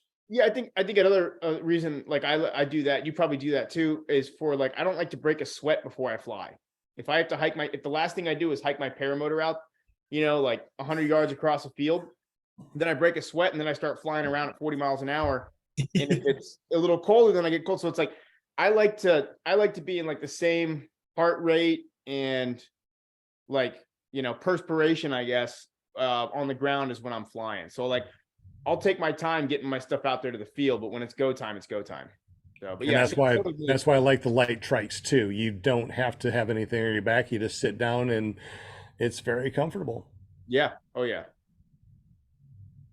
So it sounds like it's a no-win situation because you're afraid of your reserve deploying, and then when you throw it, you're afraid that it's not going to open. So I mean, it's like you can't win with these things. But I mean, it's David Wolf was talking about the guy who, he just threw it. It opened at his reserve opened at the very last second and saved his life. I can't remember where I saw that video, but it was not too long ago. So he's saying, yeah, throw it no matter what, even if you're low, because you never know. Yeah, I think he's talking about the video. I just posted one a couple months ago where a guy was like 35 feet off the ground and he threw it and it was open by the time he was 25 feet off the ground. Yeah, and there was another one where the guy threw at least two reserves, and the first reserve didn't open, and the second reserve, he might have even thrown three reserves. The third one finally opened. Yeah, second one he pulled up. Yeah. I mean, that was just like, that's some hairy stuff. When you're doing the stalls in the SIV, does it ever get to the point where it feels like you're free falling? No. So there's right. So it's like brakes, and then the glider goes whoop. And then from here to here, and as soon as it happens, it's over. You feel slightly weightless. You're not weightless, but you feel it from here to here, and that's it. And then when you're in full stall, so we have them hold it in full stall and hold it for like to desensitize them. Because at first they're like, holy crap, and it's bucking. And then you're like, you're in full stall, relax. And they're kind of like, oh yeah, everything's good. And you're coming down at like the same speed as you are under a reserve throw when you're in like, so there's just the initial whoop, and then you're just coming down. So I remember and I've had people tell me this too, but I remember when I did my first full stalls like 6 years ago, I remember I was in full stall and I felt after I stalled it, I was like, I feel good. And the instructor's like, start bringing your hands up. And I'm like, but this is good. Like if you were to hit the water in a full stall, it's very slow. Like if you're really low, like if you're truly too low to throw your reserve and the glider's negative and you're in full stall, then just ride the full stall on the ground. That's going to be safer than letting it up and letting it shoot and then throwing your reserve. So, and then tail slide's way slower than a reserve throw because you actually have some forward movement. It's actually not forward movement, it's backwards. So, I mean, you're coming down really slow in tail slide. And if you get that tail slide really high up, you're almost not losing altitude. Like you can get all the way to where you're in parachutal, which is when the wings open but not flying. And it's hard to maintain it there, but you're coming down like extremely slow, probably like maybe 2 meters a second. If you're in a good tail slide. And most reserves are 5.5 meters a second. Yeah, unless if you get anything steerable, because they have forward motion, you can get that down to like 3.5. Yeah, and I got a beamer and it's steerable, and you can also flare at the very end. So when you're going down, you're going to go down and touch down lightly like a butterfly. And that's what Grandpa wants. I don't want to be landing at 5.5 meters a second. What is that? 12 feet a second? That's like jumping off a house. I don't want to do that. Yeah, it's like 17 feet a second. It's 16 and a half feet per second. It's all in but there's a new reserve out called the Cortel design, and it's a square steerable. And so it has like a 1.5 glide ratio. So it just moves forward just enough to give you a little bit of forward motion to cut your glide down to like 3.6 meters a second. And what was this called again? I want to write this down and figure this one out. What is it called? Cortel design. Is that a C or K? I think it's a K actually. Is it? And then it's barely steerable. So like if a reserve is too steerable, sometimes that can get you into trouble. This one's just enough to like maneuver yourself away from that thing you don't want to hit, and it has just enough forward movement to drop to make your sink rate really low. Whereas like a beamer has a lot more glide, which can be really good. Like if it comes out, it's not twisted, everything's working great, that's ideal. If it comes out and it's twisted and it starts heading off the direction you don't want to go, you're gonna go there a little faster. But a lot of times when like the beamer threes, if they come out twisted, a lot of times you just fly in a circle. So, which is okay, because the idea is to hit where you want. Oh, here we go.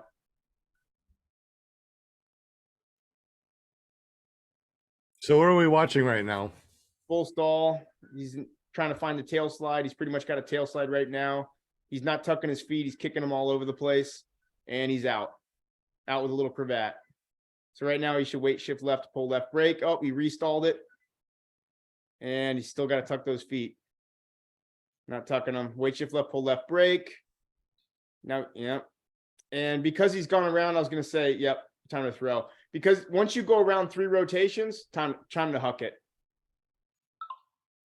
So yeah, once you go around 3 rotations in a spiral, I say it's time to throw.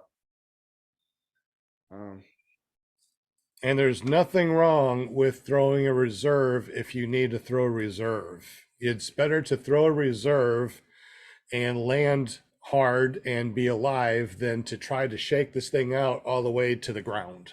So don't be afraid of throwing a reserve. It's designed to save your life. Yeah, nobody ever get it. When you throw what you should do when you know somebody that throws a reserve is next time you see him in the bar, you buy him a beer.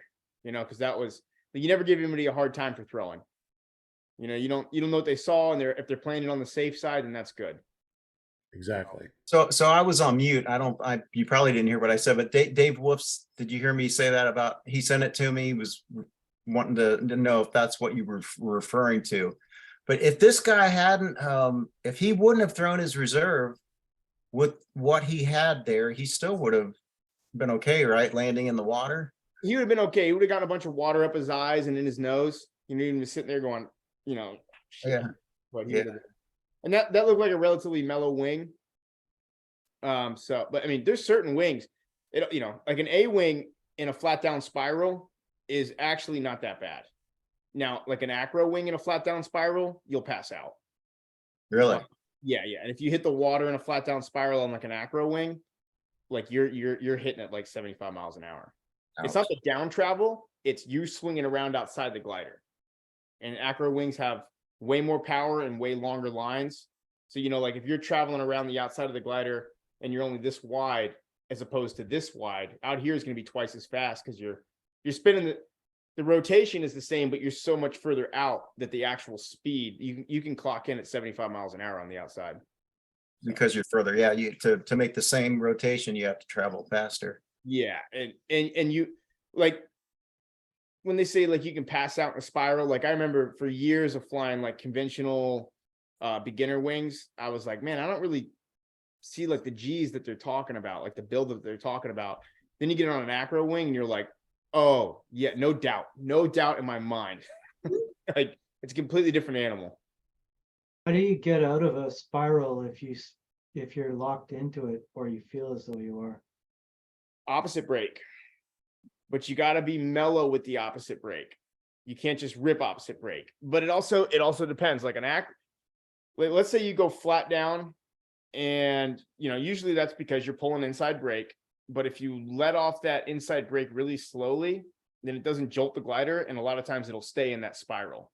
Or if it's a beginner wing, it will exit that spiral if you go hands up, but it'll exit it after doing 5 more rotations, which is not ideal.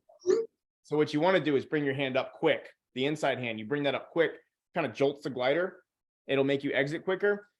Ideally, you want to pull a little bit of opposite brake, but not too much because you know you can flip over the other side. But let's say you're locked into a spiral and you're pulling outside brake and it's not working. And if you're on an acro wing and you just pull outside brake, not a lot of times, but it cannot do anything. Like if you're really locked in and then you pull both brakes and you just slow the whole program down and then you can exit. Okay, so you try basically worst case scenario, you try and stall it equally. It's not a stall, it's so loaded. Like when you can pull really hard and you're like, and that's all you're getting, but it'll slow the wing down enough to where it relieves a lot of that pressure and a lot of that G force. And then once there's not as much G's, you can actually exit it. Okay. I have real quick questions since you do inspections on wings. I know that on a standard regular wing, we have a Kevlar core with a nylon sheathing. Now I've heard on high acro wings, some really good acro wings, that the core is different so it doesn't stretch in the high G's. What is that? Dyneema. And what's the difference? Why don't we have that in all the other gliders? Is it more expensive? More expensive. It's so with acro wings cost a lot more to build. There's a lot more stitching that goes into it, thicker materials, thicker lines, more lines, and they're cheaper than like any other wing. And the reason is because anybody that's stepping up to those really high-end uncertified acro wings is pretty much got a hook up anyways. So like the company Air G, you can buy direct from Air G, no importer, no dealers. And they're some of the cheapest wings you can buy, cheap by price, not by the way that they're manufactured. And that's just because that anybody that's flying like an Emily Air G is already a top level pilot. So, but yeah, it's price and cost. You can see a lot of that in the way they stitch up gliders. Like, you know, double stitching costs twice as much hourly because they got to run everything through the machine twice. If it's single stitch, it's a lot cheaper. So. Okay, interesting. I think that we still got a ton of questions. And We line do, I diameter, mean- line diameter doesn't necessarily mean the line strength either. Like you can have lines from different companies that are thinner, but they're actually stronger than thicker material lines, depending on what they're made out of. So it's Are they mostly Kevlar or are they different in different gliders? most of them are Dyneema. And then and the way you get the strength is by going thicker and thicker. But you can, yeah, there's different ones. Yeah. There's only about 4 companies, I think, that make glider lines.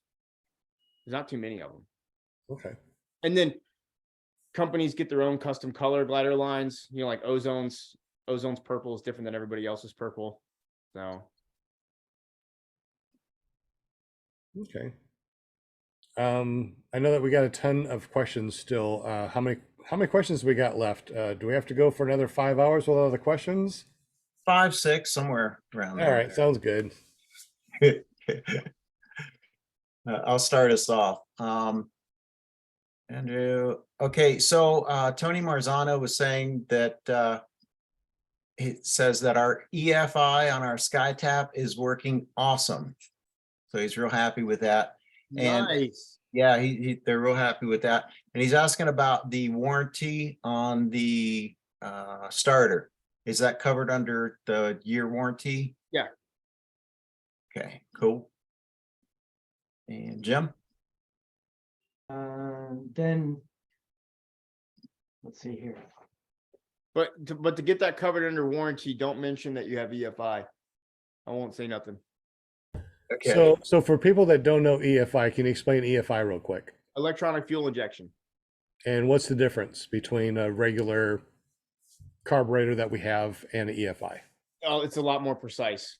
So better fuel economy. I think you get a little bit more power just because everything's, you know, carbureted's kind of the old school way, but it's a lot cheaper to go carbureted, a little easier to work on. But So it is still a carburetor, no, the EFI is fuel Nope. injection. or it's actually fuel injection. So Yeah, it's not cheap. So the difference between a carburetor and EFI is the difference between a carburetor and fuel injection. Yeah. And Yeah, that you don't need to EFI change when you're flying at different heights or going to different altitudes. It still works regardless, unlike a carburetor where you have to tune it to your altitude. Yeah, I actually had a guy that he might be the best carburetor builder like ever. He used to build them for like the jet skis that do backflips. He used to build them when all the dirt bikes were 2-stroke.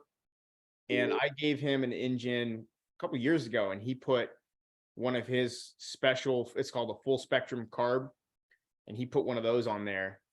And I didn't really believe that it was going to make that big of a difference, but this carburetor actually produces up to 12 psi of pressure in the carburetor. So it atomizes the fuel, and it atomizes the fuel so much that the spark plug is it doesn't look, it's white. It doesn't look like there's any burn on it.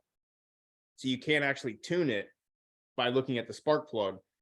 He had these little things that he hooked up to it, and he put it in a computer, and he was sitting there tuning it that way. And he was sitting there like, we're running the engine up, and he's like, you hear that? And I'm like, no, I don't know what you, he's like, all right, I'm gonna do this. He's like, you hear the difference? And I'm like, no, I don't hear what you hear. It's like, you know, I don't have a good musical ear, but that thing was ripping.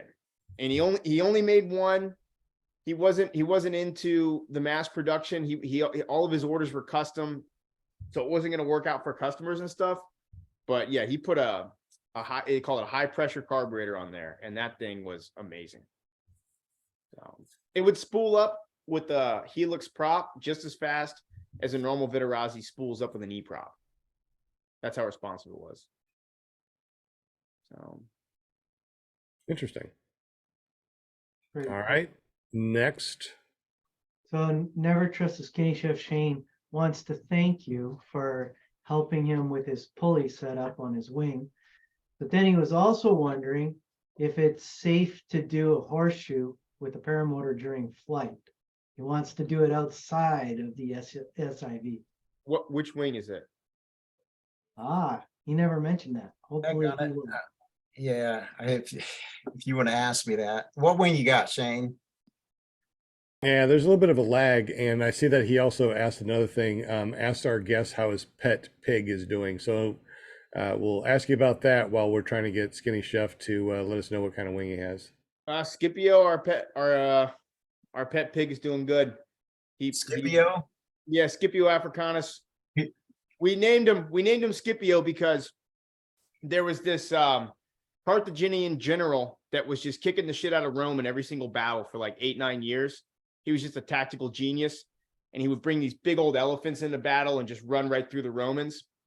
And when he finally lost a battle, he lost it to this general named Scipio. And his tactic was, when the elephants charged at him, they had pigs in cages, and they took the pigs out and they made the pigs squeal. And it was such a high pitched squeal that it scared the elephants, and they turned around and ran the other direction and ran right through through their own army. And went in there and finished them off. So when I first got the pig, I picked him up, and he screamed so loud. I couldn't believe, I thought they were going to call the cops on me at my house. Like, cause it was just like a bloody murder scream. And I was like, what am I going to name this guy? So I was like, it's gotta be Scipio. But, yeah. That's great. Yeah. He's doing good. He plays with my dogs. Like, I know exactly what you're talking about, because when Robert was growing up, we had our little farm and we raised a pig. So he was like a pet. But I remember, yeah, they're very loud, very obnoxious, and they oh yeah. tear things up. Yes. Yeah. It takes like 6 weeks of picking them up before they stop screaming. Yeah, So, that's funny. Good story though. That's good. yeah. Shane has said, I think he said it's a link too. If he's high on the weight range, I wouldn't do it. If he's low on the weight range, it's okay. The link is one of those wings where if you're low on it, if you're low on the weight range, you can do a lot more stuff than if you're high on the weight range. It's more dynamic, and things like asymmetrics are a lot more aggressive. So it depends on how his loading is.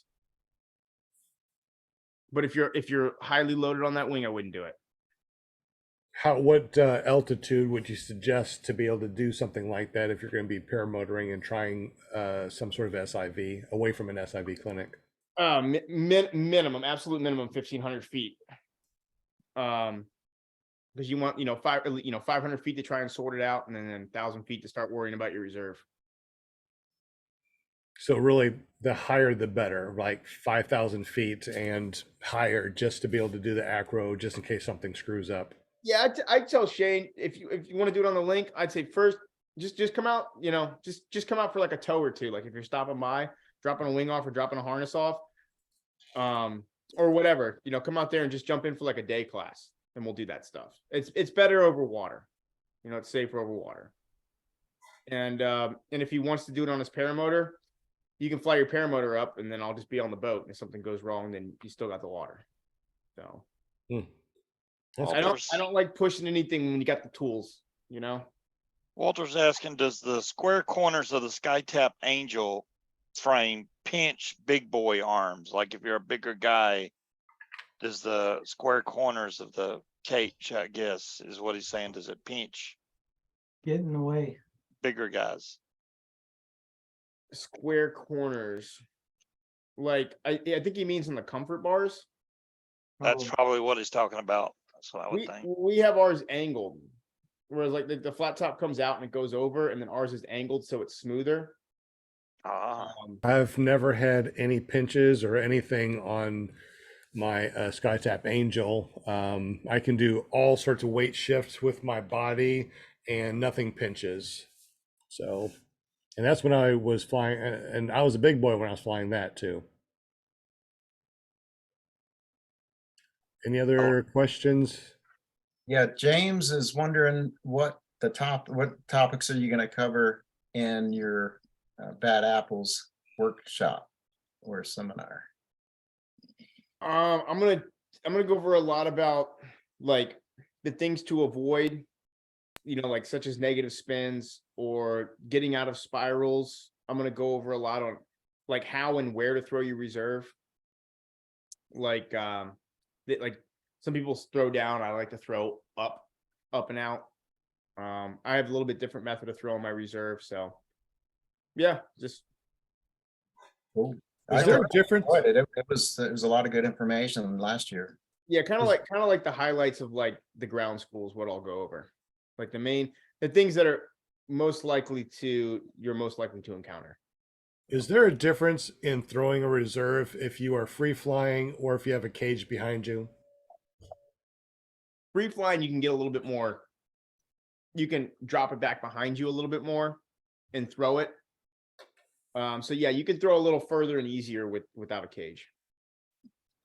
Why doesn't all paramotors come with a quick release harness? That's what I want to know. I mean, if drowning is the #1 cause for paramotor pilots that go down in water, then why don't all of them have quick release harness?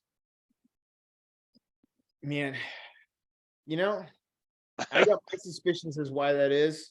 I think it's personal. Between Dell's first person to put a quick release on a frame. Mhm. And there's a lot of things that people don't want to do because that's admitting that he was right. That's the only thing I can think of, because they use them in all the helicopters. Like just about every single military vehicle has one. Ultralights have them. Drag racing cars, NASCARs have them. Mudding trucks have them. Right. I don't think it's copying at all. There's a billion designs of pins. Oh, you stole our design. We made a pin look just like that. No. I think it's because most other sports, nobody's in your face about it, So it really should. I think if they ever started regulating the sport, that would probably it'd be reserve that you got to have. It'd probably be quick release harness, and it would probably be netting strong enough to protect you from the cage. Like if they're going to regulate it, it's like, what else would you regulate besides like the main safety things? But for me, it's like, we all wear helmets. And nobody really ever hits their head in paramotoring. Right. We all throw reserves, and those are rare to throw. But like the netting and the quick release is kind of like, that's a no-brainer. Now, the quick release on fixed hang point frames like the Angel or the flat top, it can make it less comfortable. Like for me, I'll give up comfort all day for safety. But the quick release harness on a swing arm frame, it doesn't give up any comfort at all. So, because when you stand up, the swing arms come down on your sides, and it relieves any pressure in your groin. Whereas fixed hang points, it's the shoulder straps are pulling against the leg straps. So I can get it for like conventional frames. It's uncomfortable. Some people never fly over water ever. But for swing arm frames, like if you're flying over water, then you should definitely have one. Well, I got a question for you. What if I have the regular ones and I got a buckle leg, and a chest and a chest? Is there somebody that can actually make these things for my particular model, even though I don't have a quick release? Yes, I can put a quick release on any harness. So Obviously, I knew that. I was just trying to word it to where. Yeah, if you mail it in,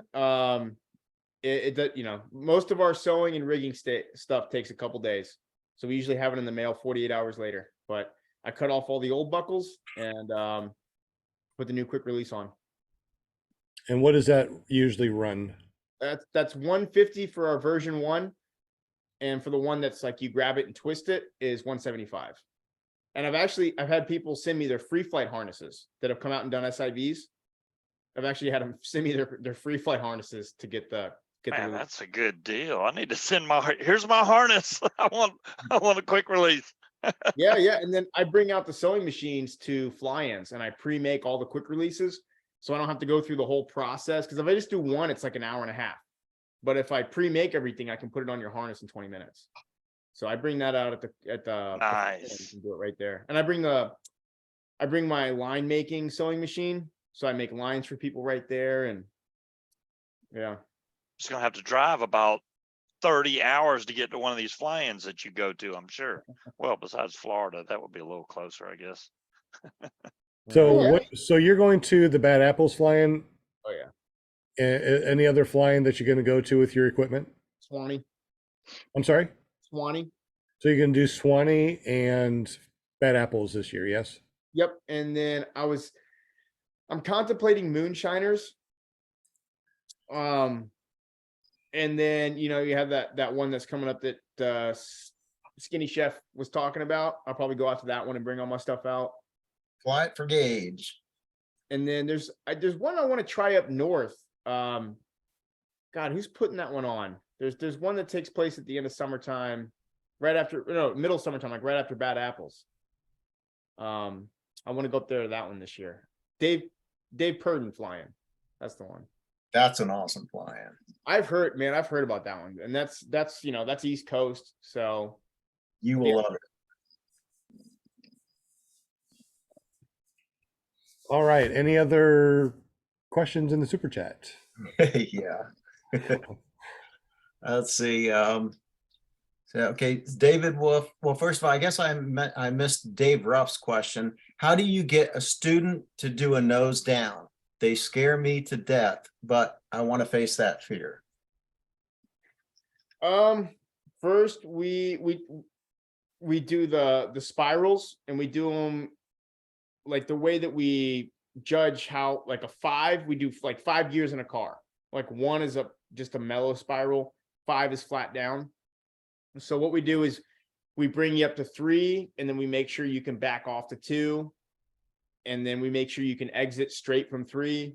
And then we go to 4, make sure you can exit straight from 4, make sure you can downshift from 4 to 2.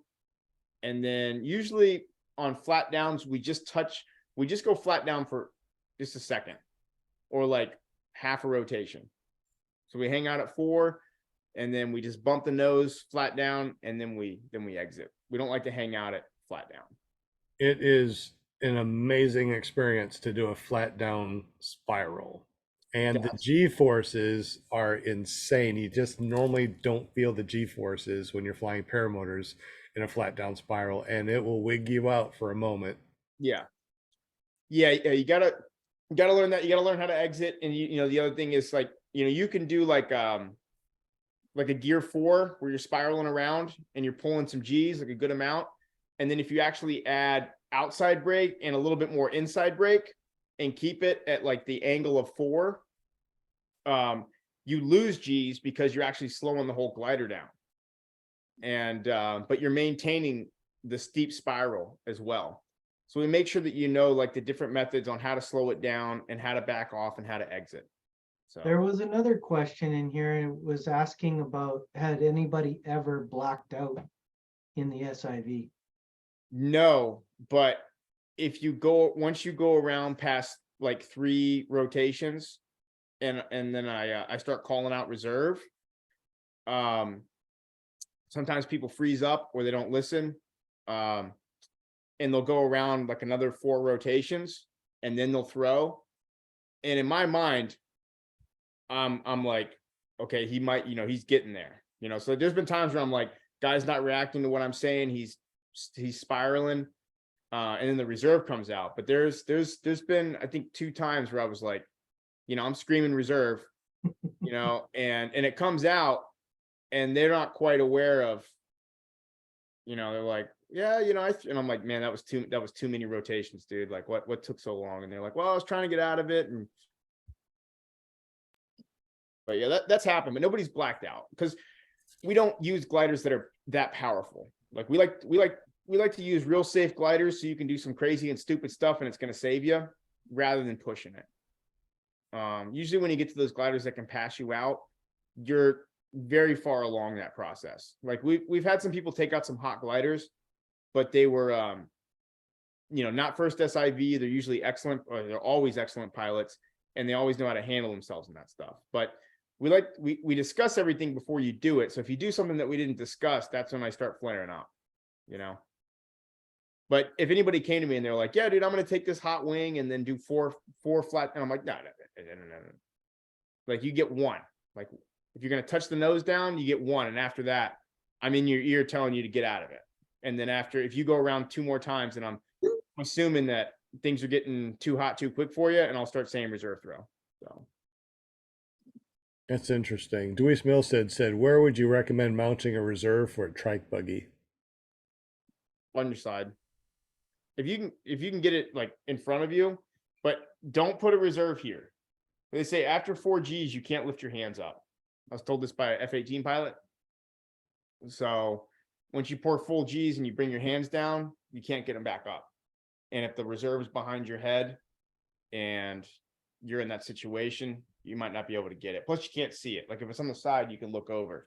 If it's behind you, then yeah, it's. I think Jim told us that his Paramotor allowed for a reserve to be up behind them, and that's the first time I've ever heard of a reserve being up by your head. In your experience, uh, how many models actually will have a place above your head to have a reserve? There's a couple of them, like Simplify does that. There's not too many of them though. It's not a good spot for them. You know, you can't see it, and the G thing is the big problem. Now, it does do good for weight distribution because the higher the weight is, the lighter it feels on your back, but I wouldn't recommend that. Yeah, Jim said that there also was a big drag, like a wind drag, so it kind of slowed it down a little bit.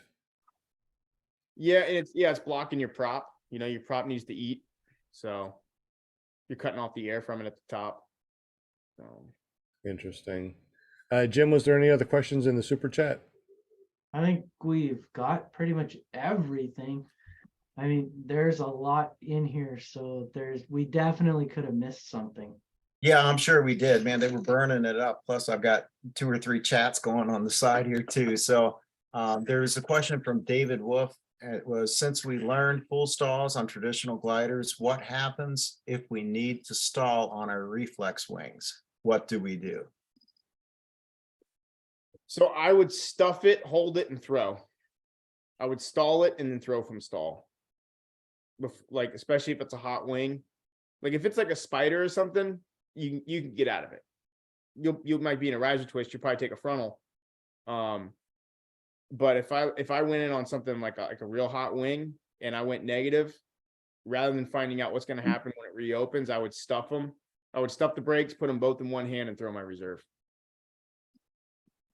Cool.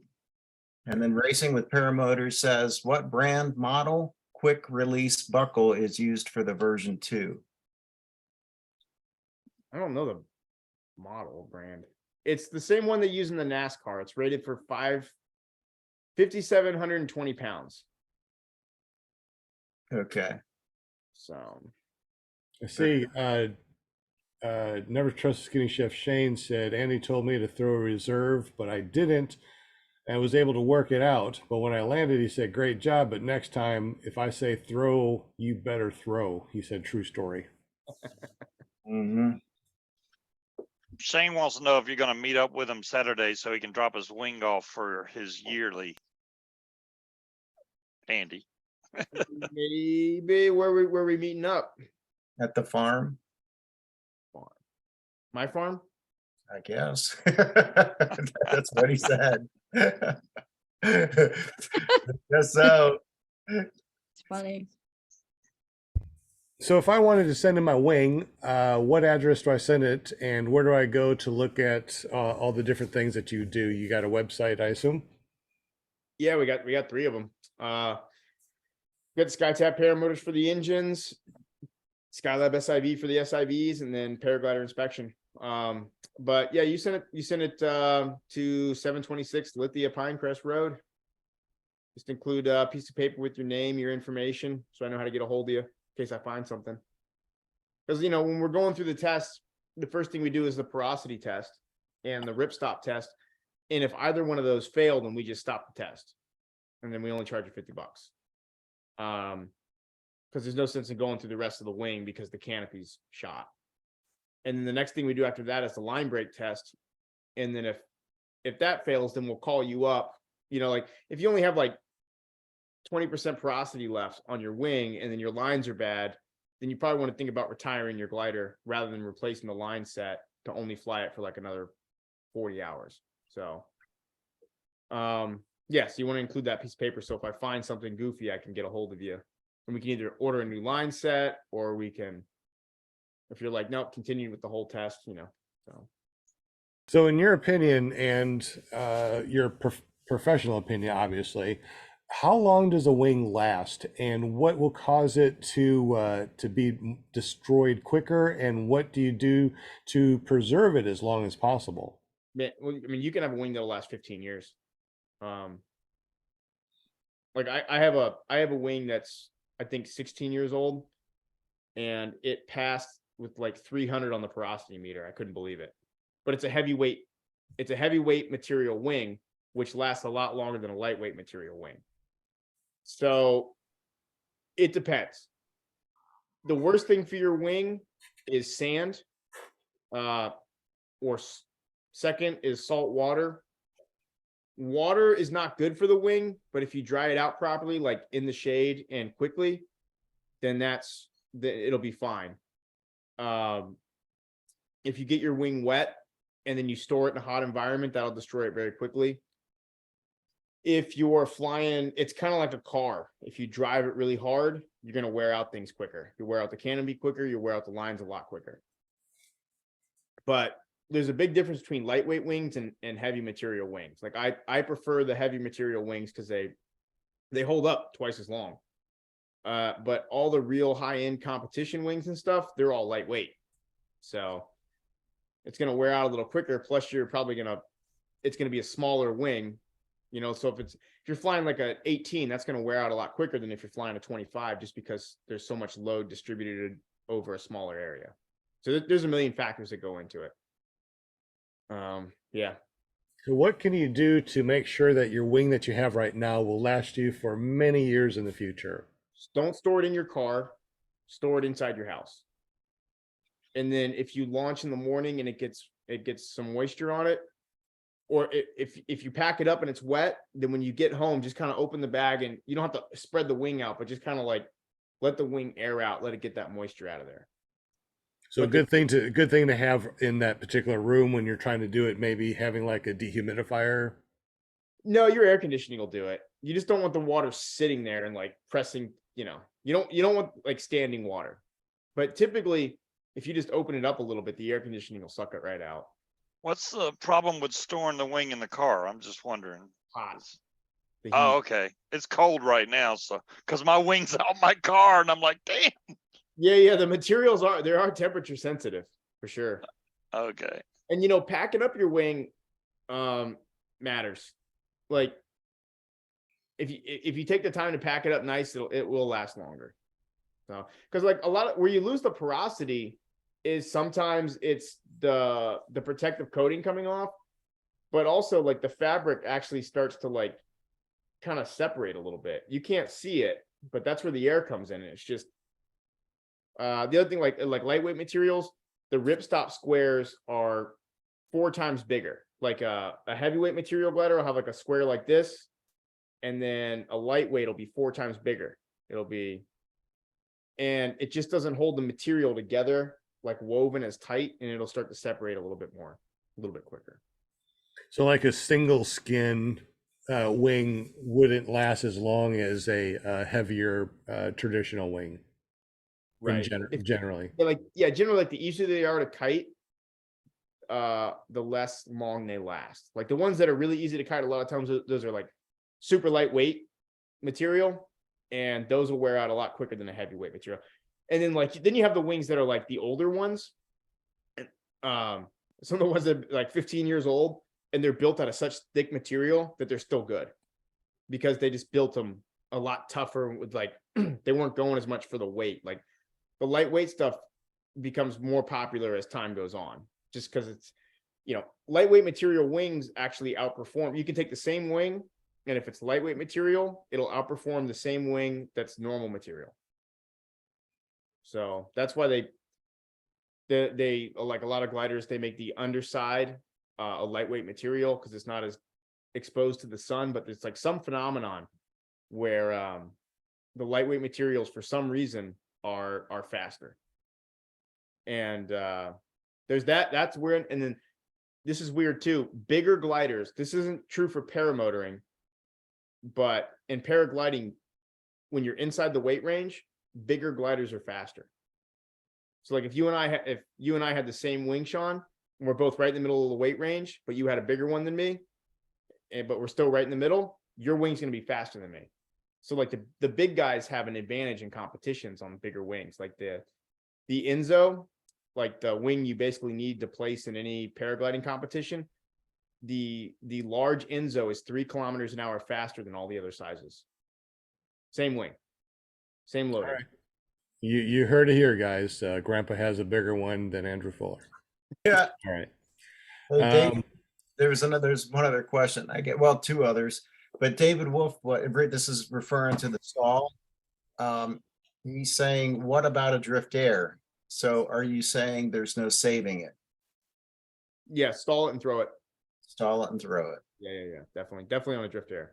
And then Fly Swamper was, you had mentioned that, a calendar, a glider can last, many years or whatever, but he's wondering if there's a magic number of hours. Typically, like it's different for free flight and motoring. Till the canopy goes, it's hard to quantify it. Like I can pull wings out that are like, I have that 16-year-old wing that still passes on excellent with porosity. And then like I failed a couple wings with porosity that were 3-4 years old. Just depends on how it's the beach that really kills them.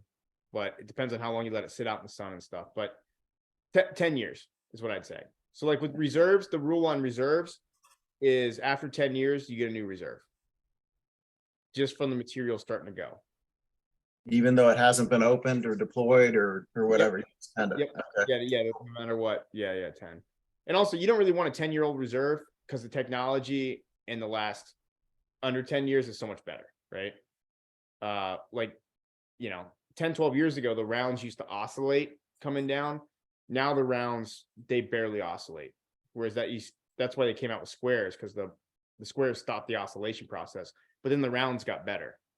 So just from a technology, from like a technology standpoint, you want the newer stuff, but from a material standpoint, the rule of thumb with everybody is after 10 years, you get a new reserve. So. And that's also like, if your tires, most places are not going to patch up a tire that's older than 10 years. It has to be under the 10 years. So 10 years, we're talking about plastic and rubber. It doesn't last that long, and it's supposed to save your life. So, why mess with something that's supposed to save your life? Now I've been told that they can actually make glider material that will last forever. They just don't. No. Sorry to break that to you guys. Well, but like you said too. Now imagine having a glider that lasted forever, that had 2010 technology. Right. You wouldn't want that. Yeah. You still wouldn't want that, even though it would work fine. Right. So I understand. Any other questions? Did we miss everything, or do we miss anything else in the super chat, or we get everybody? Looks like we got it. What was it? See, racing with paramotors. We got that brand model. The meet up at the farm. Yeah, I think. What about drift? Yeah, we covered it. Excellent. Any other questions for Andrew from the panel? Yes. Okay. Yes. Okay, go for it, Linda.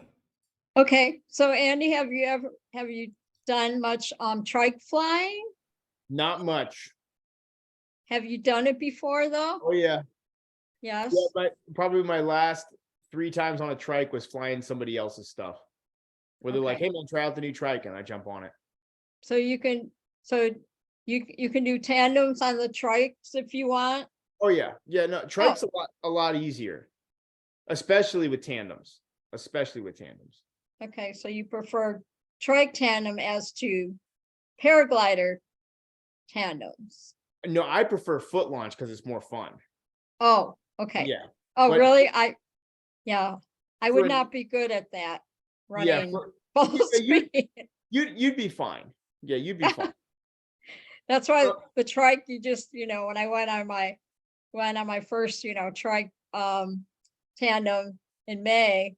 And yeah, you just, you sit in that seat and then just hold on, when you go up there, just grab onto those bars right there, and I was good to go. But I don't know about as far as like the free flight, sitting in that little seat. The only where everybody messes up, and the key is you have to expect it. On foot launch tandems, probably, I'd say minimum 6 out of 10 people will try and sit down on takeoff, and they'll try and sit down on landing. Landing's not a big deal, but takeoff, it can stop the launch and you have to restart. Well, Oh. sometimes if you're far enough into the launch, if they sit down, they can't quite get down to the ground because they're flying enough, and then you can pull it off. But it doesn't matter what you tell them, they'll do it. Like if somebody's a sitter, they're a sitter. The only thing I actually tell people in my tandem speech is less than a minute, and most of it is just keep running and don't sit down. That's virtually the only thing I tell somebody. It's like, I'm going to pull the wing up, and then we're going to turn into the wind, which is that direction, and then don't sit down.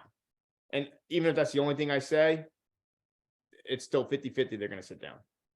That's the only Yeah. problem. And it doesn't do anything.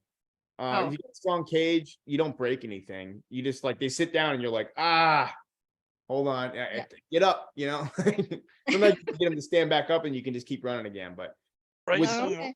Racing with Paramotors asked, what model or brand? I don't know if he's already asked you that. What brand is the quick release buckle for the version 2 of your Oh, yeah. quick release? it's the NASCAR one. I'm not sure which one it's called. There you go, the NASCAR one, Racing with Yeah. Paramotors. Perfect. Did we ask Deweese's question about the reserve mount? What do you recommend mount? Where do you recommend mounting a? Yeah, we did that one. Okay, good. Side. I think we got it then. Yeah, I think we're caught up. Finally. Oh, we lost our host. Well, man. He Step run off out the, a see, minute. he's going to get his glider out of the car. I need to do the same thing.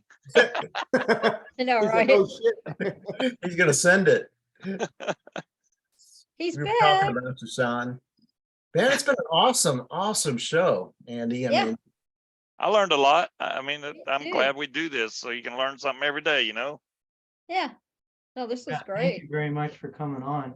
Yeah, thank you. Yes. Learned Thanks, a lot. Andy. Yeah, absolutely. It's a good one.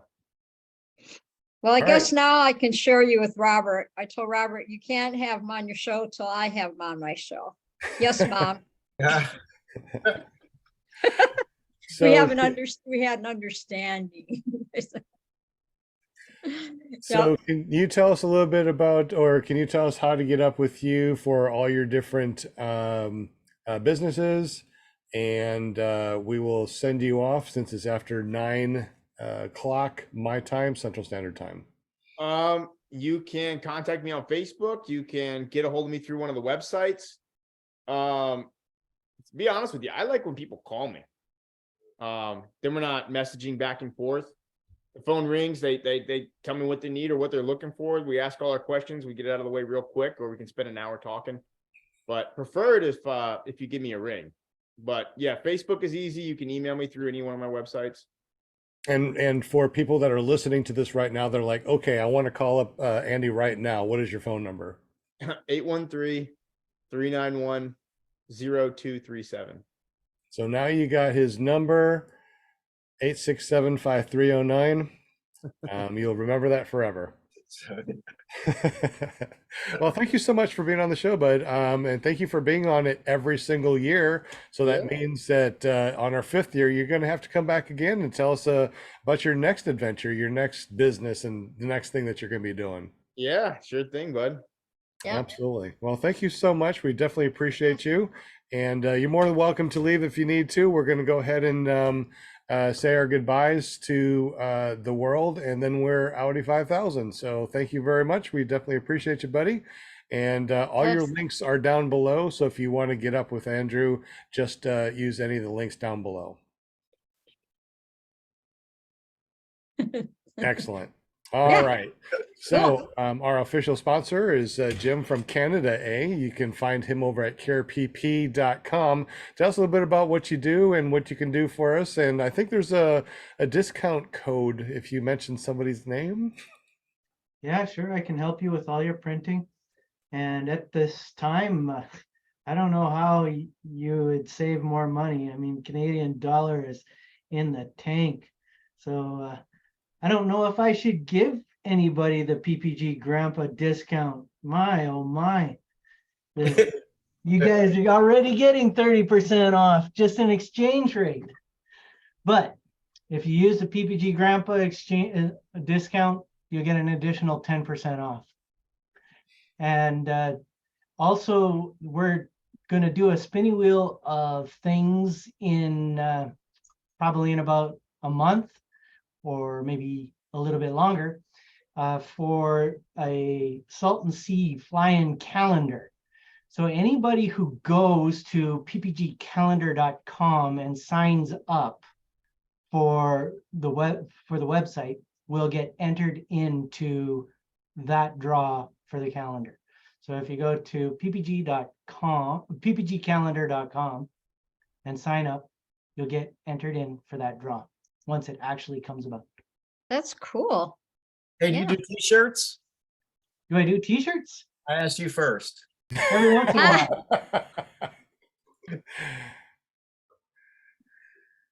Do you?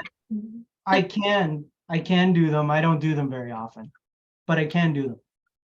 What I what have was all the Andy's phone number again? I think Bill H was like, somebody write it down, and I didn't get to type it in fast enough, so. 813. Yep. 391 0237. 0327, got No, it. no, 0237. Oh. 0237. Yeah. All right, there we All go. right, Scuba Steve, say it again real quick, since you got a louder microphone. We got Andy Fuller. His phone number is 813-391-0237. Give him a call if you need to have your wing check, repacked, or whatever else you need to know. SIV, there you go. He's got it all. Call him. And it really wasn't 8675309. So Jim, so if we go to ppgcalendar.com and we sign up for a free account, when it's time to get that Salton Sea calendar, you're going to be doing a spinning wheel of Winnie things for a while, right? So we're going to do that for a couple of Mondays after the Salton Sea. You betcha. So it'll be a little while because we're going to get to all the, and it'll also be the same site where you can submit photos for the Salton Sea fly-in. And then we'll do a contest, and top 12 pictures will be put into that. But yes, anybody who signs up now will get in on that draw. So let me ask you something real quick. What if they go to carepp.com and sign up for a free account? Does that a double one? Is that another name that can go on that spinning wheel of Winnie things? They might be extremely confused because they won't figure out how to sign in or sign up. Gotcha. All right. Just trying to help you out with getting more people Hey. on your site.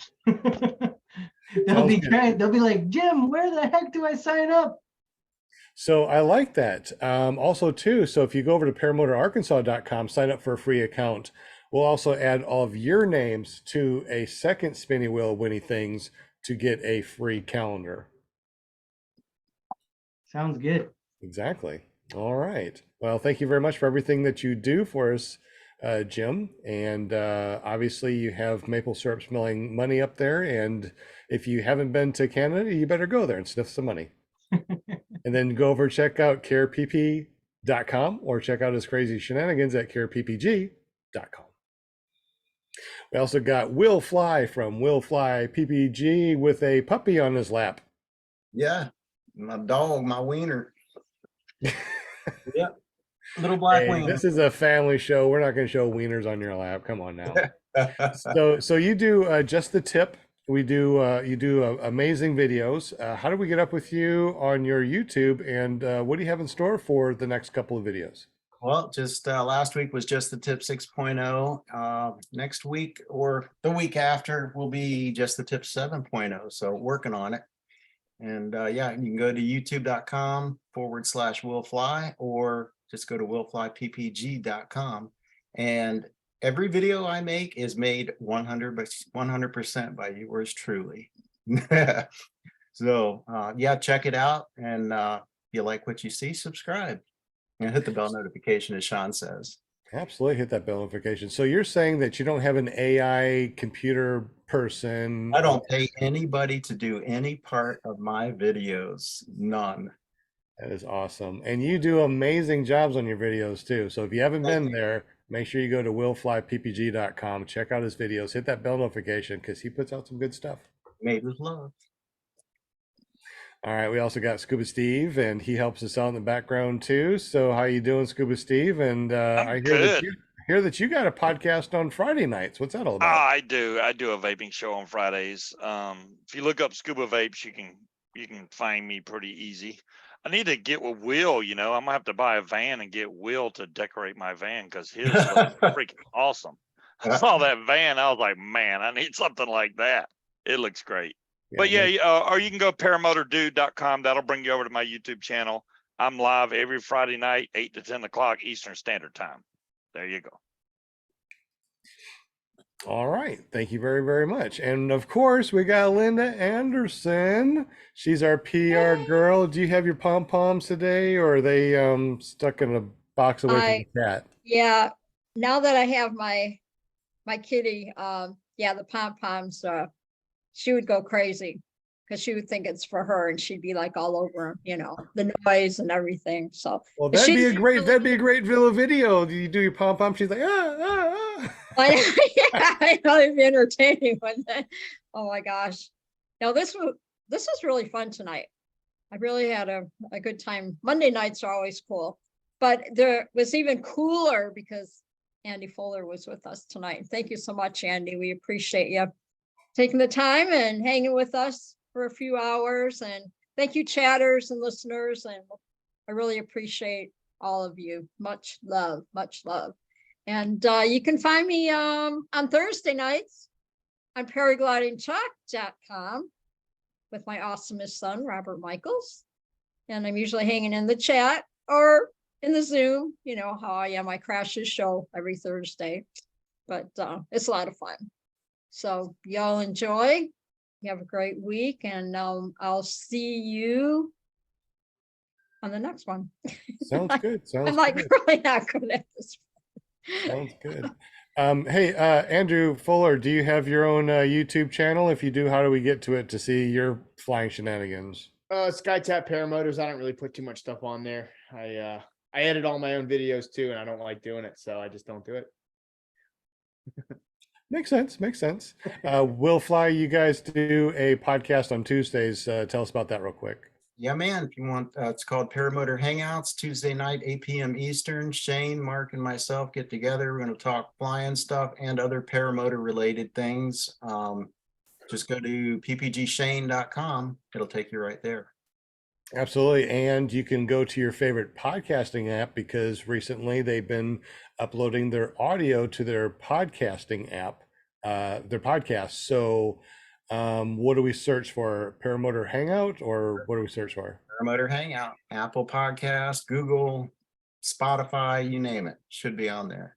Excelente. Well, Andy, thank you so much for joining us. I cannot believe that we've gone through what 2.5 hours of show. Yeah, And that's amazing. It didn't just feel like like that, that. just amazing. And Couldn't pick his brain enough. I think we need to pick it another couple of hours. I think so too. He's Seriously, like, well, I need to go home. The chatters love you, man. I mean, it's like they were burning up with the questions. It was hard to keep up with everything, you know. So yeah, great guest. Yeah, Absolutely.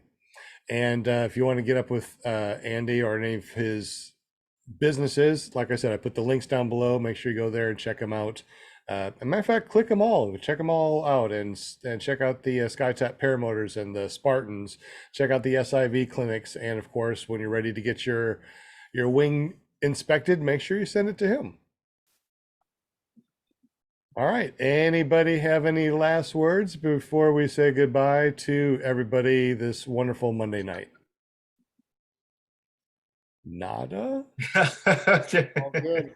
I guess We're all everybody's like, everybody's ready to go to bed. I know I am. I'm an old grandpa. I'm ready to go to What bed. do you say? so. Word? Last word. Word. Word. Oh yeah, real quick about Word. We also got a podcast on Wednesday nights, paramotorgirl.com. Don't forget that one. Well, y'all have a wonderful evening. If you guys stay here, we're going to go say goodbye to everybody live stream, and we'll chat here for a couple minutes and, tell the secrets that, 42. We're going to tell the secrets of the universe, 42 and beyond. All right. Y'all have a wonderful evening. Don't forget, fly safe. Chatters, And much time love. flies just like paramotor pilots. So stay safe, and we'll see you next time on PPG Grandpa's Paramotor Podcast, clearproptv.com and pairtalk.org. Peace. I love that. Peace. And stopping the live stream. So we stopped the live stream, but we still have our audio right now. This is for the audio that goes, that people will listen to. So now we're just audio real quick. So Okay. we try every week to do a passphrase or a passcode or something that people could win instantly if we remember. What is a good passphrase or passcode or something that we can give something away next week on?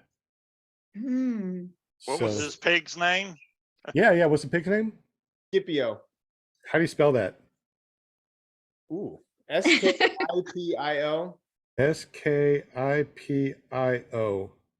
So that will be the passcode if we remember next week to give away something for free. So make sure you write that down. Skipio. Scipio. I like that. So once again, thank you so much. It's SCIPIO. Oh, Scipio. Okay, that looks more like it's going to say scorpion or something when you write it down. yeah. Yeah, it's funny how many people have never heard that name before. Like I actually, yeah, my buddy has a friend and his name is Skip, and I'm like, oh, is that short for Scipio? And he's like, no.